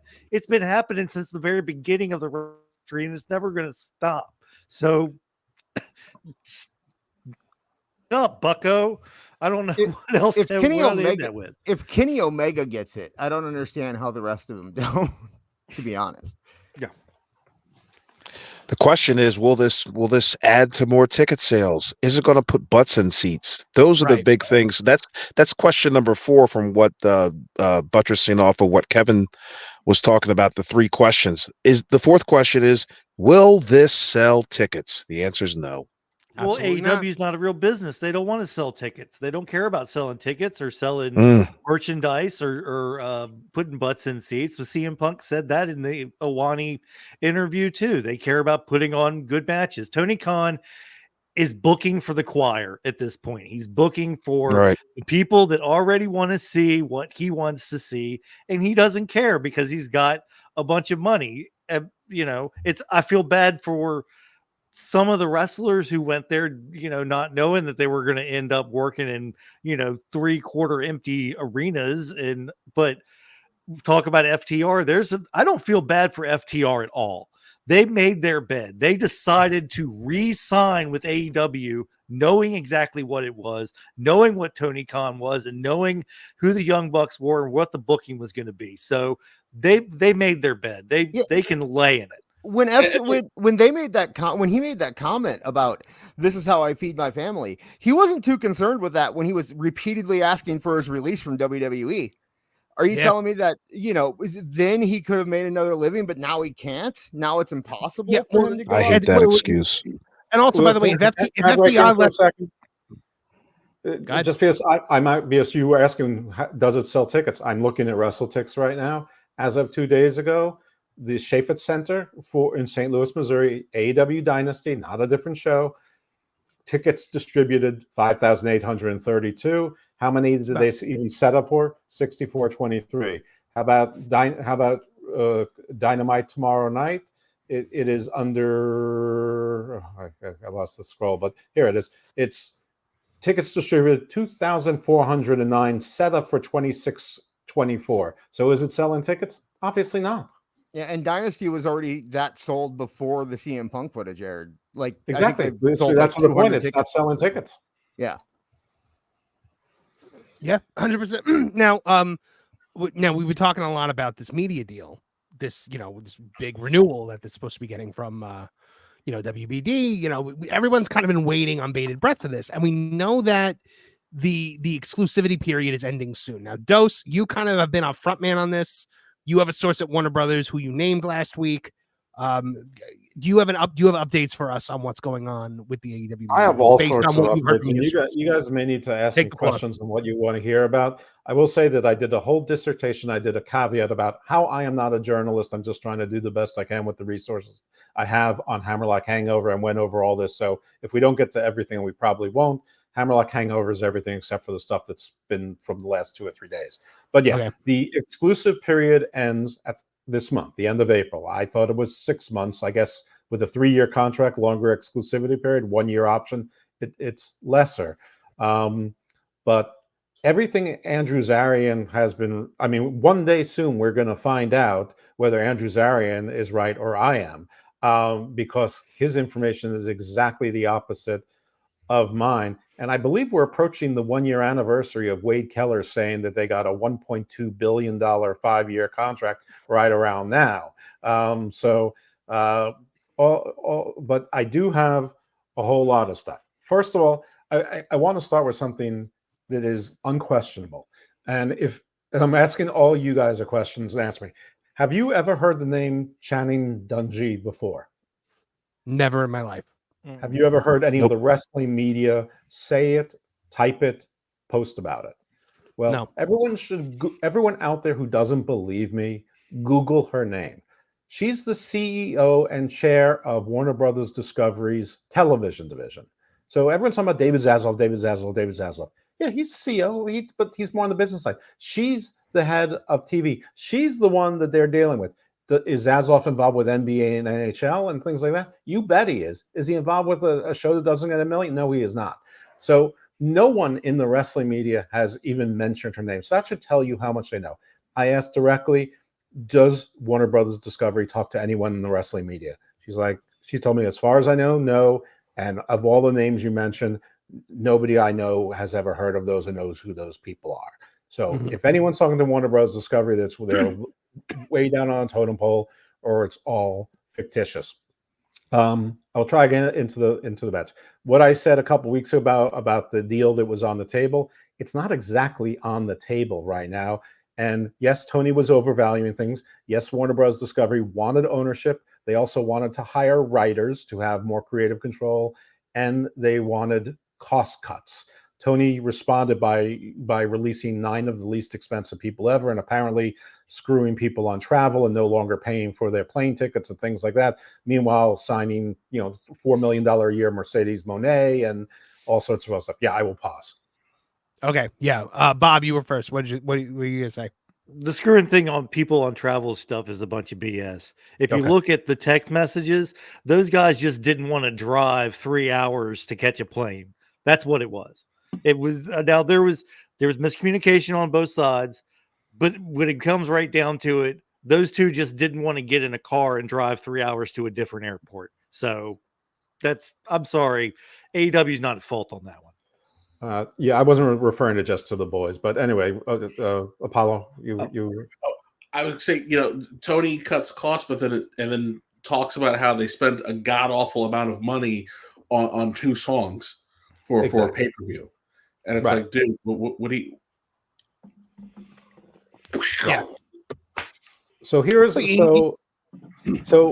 listen, I am always open to the fact that I could be being catfished. So I actually have a contact who got me the contact. So the new contact thinks that I know everyone better than I do. So I would imply that I did, and through information that was volunteered, thinking that I knew everyone, and cross-referencing with other information that was given to me, and on things like LinkedIn page and Google, they shared information that was the same. So unless it's the same person involved in the long con to con me, which what's that worth? Only for my show. I mean, it's only 4 weeks of them on this show, and this is the biggest thing I've been involved with. I mean, Hammerlock Hangover, it's a few hundred listeners. So unless someone wants to con me in the world of wrestling, like if I'm wrong, who cares? It's not it's wrestling. So, but there was consistently, like he said, she works in reality TV. Well, she told me she named a bunch of the shows that she worked on. Also, if you look on Channing Dungey's thing, she lists The Bachelor and The Voice and the whole things like items like that. My particular comment worked with AEW on their reality shows, so not the wrestling shows, but she's in the room. She told me her title is something like president of, and I have it here in this chain, but I don't want to take so long scrolling for what is now 25 emails. But there were talks about Max, but Warner Bros. Discovery doesn't feel like that fits what they're looking for as far as live sports programming, and doesn't fit what we envision for what will be Max programming for the foreseeable future. They're not interested in Ring of Honor. Mr. Khan, she always calls him Mr. Khan, and his representatives. So Zarian was talking today, the big deal that there's third parties, doing the negotiations. That's always the case. It always should be the case that there's other people negotiating the contracts. She had no idea about the upfronts, but she did say that live sports programming will be a priority. But again, I'm cross-referencing into paragraphs that they don't consider AEW to be live sports. She did say that they're very interested now in pursuing. They're looking towards pursuing the WNBA, golf, NASCAR, and other sporting opportunities. So, hey, hold on 1 second, though. So I just wanted to point something out in the chat. Phil from Pro Wrestle Clips, he actually spoke to the boys. They actually did message him, and he said they were told to wait for new travel info and never received it. That's in the text messages, but the problem is they're preliminary guys on a card. They're not the stars. No one's coming to see them. They need to do what they need to do to get to the show. They already had tickets that they didn't want to use, and then they waited around to get new tickets. So I'm sorry. I have zero sympathy for them. They sat on their asses and did nothing. They didn't but wait for somebody to hand them new tickets because they didn't want to drive 3 hours. I don't think that we should get bogged down in the boys and whatever, because it's probably go ahead, continue. If it happened, it's endemic of it's probably happening to everyone just the same, or only the people who can afford it the least. So either you pay for people or you don't. I mean, yes, I agree with that. There's a Cal Ripken exception, for every team for a superstar. But anyway, her title is president and head of TV programming and streaming. It sounds like WBD has pretty much moved on, and this is the part that ties to the footage. AEW knew about the footage. They sent it to WBD, who submitted to their legal department, raised the legal issue because apparently they know UK law because they're international. They told Tony Khan, do not air it. He disregarded that. A couple times he told me he's ignored whatever they wanted, declined their suggestions, and they are furious about it. She then goes on to explain to me what David Zaslav does and named 5 other people who sort of run that side of things with him. On the show, Steve Googled those people and confirmed that those names match names in those places. Like I said, the wrestling media apparently has actually no connections. And by the way, the person I know, I didn't know who he worked for. I just knew he said he was a TV consultant. She actually praised him, said that when I was at ABC, and in fact, it says on LinkedIn that she was at ABC beforehand, that he was their favorite, valued, one of the best TV consultants in the industry. And what did he consult with? He told me prior he worked on things like The Bachelor and whatever. So ABC reality TV shows. So there's corroborating things here from what seemed like they're 2 different sources. So, I mean, listen, things change and I could be wrong. And we don't know what's going on behind all the closed doors right now, but so it sounds to me like they are not interested in AEW moving forward.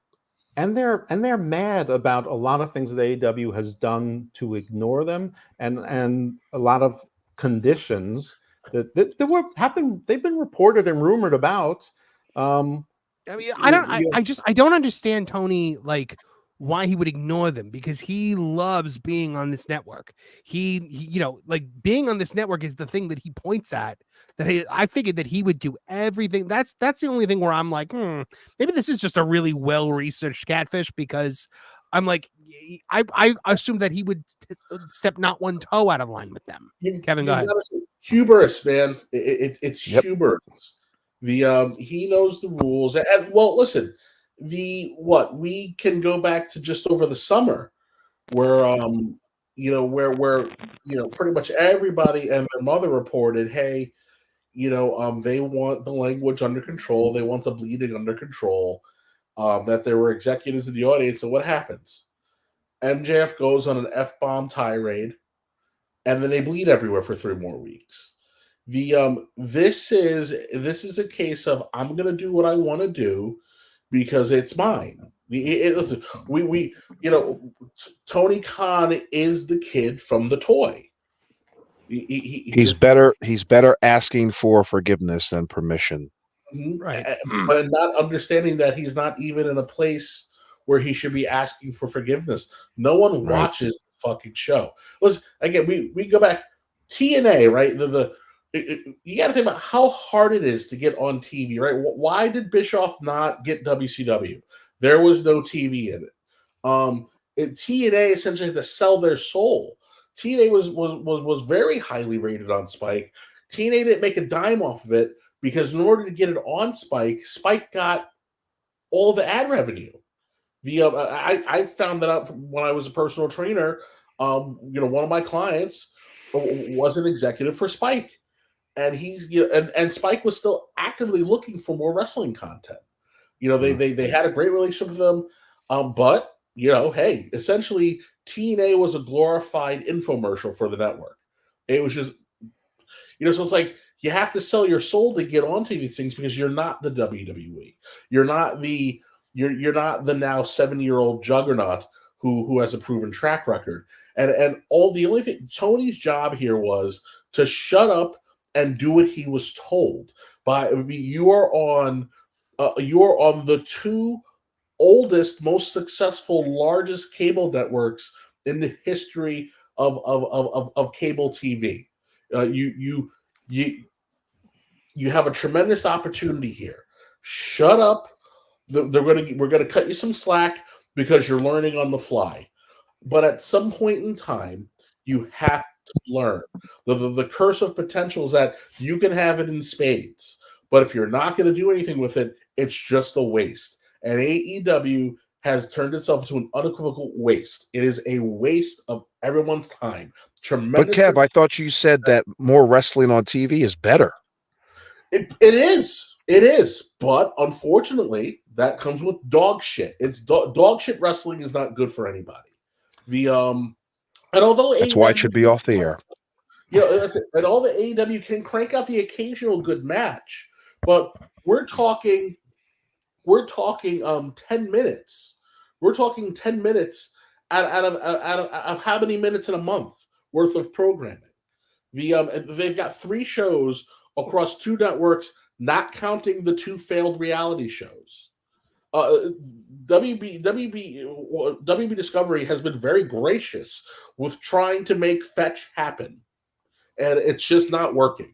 It's very cheap television. It's very cheap programming, and that makes it easy. When it's not cheap programming anymore, everything changes. But there's one other thing of note, and then I'm going to stop on this unless people have questions for me, then I'll try to answer them if I can.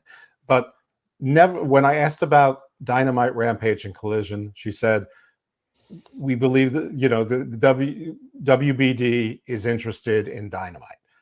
Said nothing about Rampage and Collision. And why would they be interested in Rampage and Collision? But how does Tony Khan keep this company, the way it is without those 3 hours of television? And presumably Battle of the Belts would go also. Honestly, I think that what you're going to see happen here is the exclusivity period is going to end. He's going to make a big show of shopping it around to other networks. Nobody's going to be interested in it. And then he's just going to take whatever offer WB gives him if they give him anything. And I think that'll be Dynamite. And I think that you'll see I think you will definitely see a move from Dynamite going to True TV, because that is where all the sports content is going.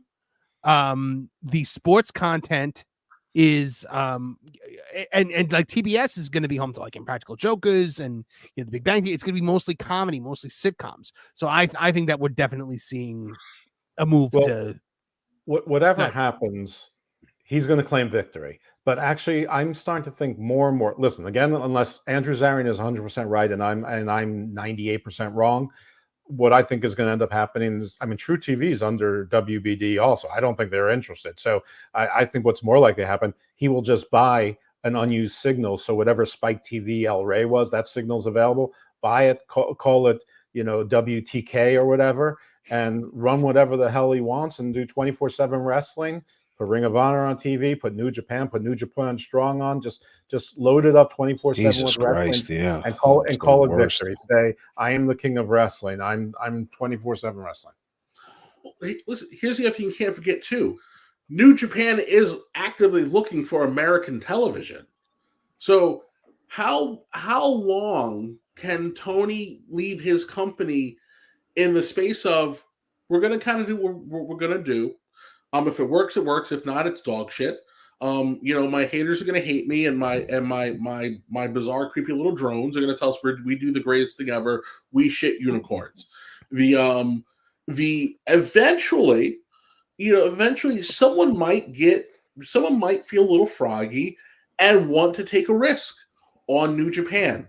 And now you have a better produced with an American money a program that does AEW better than AEW.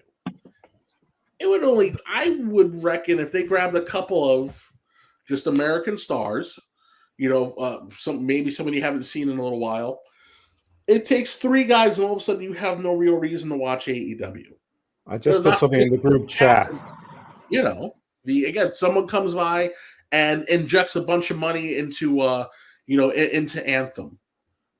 TNA is a superstar away from changing their trajectory, and TNA has been the better product for a very long time. Kev, NJPW is on Access though. Dose just said it. About that. Yeah, they moved them off into TNA. The Wednesdays at 9. But they're Wednesdays at 9. They move them opposite Dynamite. Oh, I didn't even realize that. I didn't realize. But nobody has. No, but look, as somebody who tries to watch TNA, nobody has access. I do. I don't. It's in 48 million U.S. homes, which is it's not far down on the cable list. It's not one of the big 10, but it's consistent with ESPN2 and FX and things like that. It's not that. I don't have it, but it's not as rare as we may think. Now, maybe it's like in Montana, North Dakota, and whatever, but it is in 48 million U.S. households, and I think everywhere in Canada. Yeah.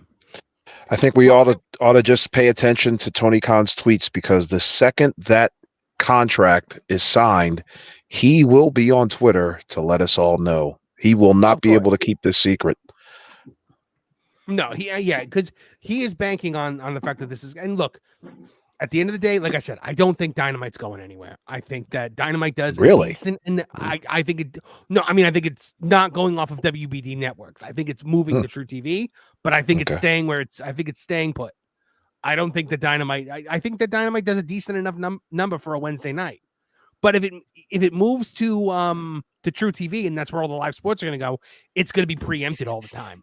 But WB Discovery, right? They're on the balls of their ass, so they can't really afford to let something that works go. For what Dynamite, although no one really watches it, enough people watch it for them. So, are you going to take that risk and dump it off on the chance that someone accidentally does it? Finds a way to get them to produce a little better for you. Again, you are one of two of the first. Cable networks, you have more reach than everybody else. It's cheap, it's easy. As long as Tony doesn't continue to spend money like a drunken sailor at a Taiwanese port, they should be able to fake the funk until something better comes along. The question is, how long until something better comes along? Yeah, I mean, look, you have to. That's a really good question. But I mean, if Tony's not going to stop spending all that money, though, because New Japan is going to release talent, WWE is going to release talent, and he cannot help himself. It's the equivalent of a person who, we all have that friend who, like, they love books and they buy a new book before they finish reading the book that they're reading, and they stop reading the book that they were reading. That's kind of what we've seen with AEW's booking since the beginning. And it is a lack of, maybe attention span. I have no idea, but you hit it right on the head. He can't help himself when these free agents come up, because he's gotta be able to say he got one over on WWE. And we saw he outbid on 3 big free agents, and it did nothing. But Dad, I need a Mercedes Monet to complete She's gonna be my the face of the company. Yeah.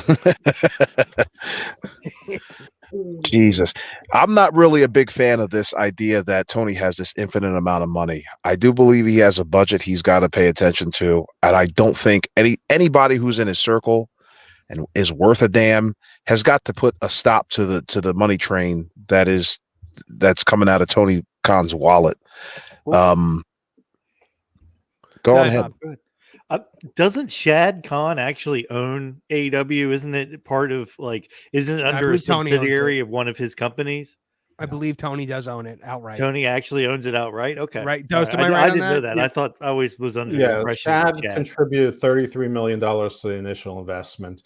The reason why Tony Khan says he hasn't recouped his initial investment because the only person he paid back was Shad Khan. Shad has no voting interest and no controlling interest.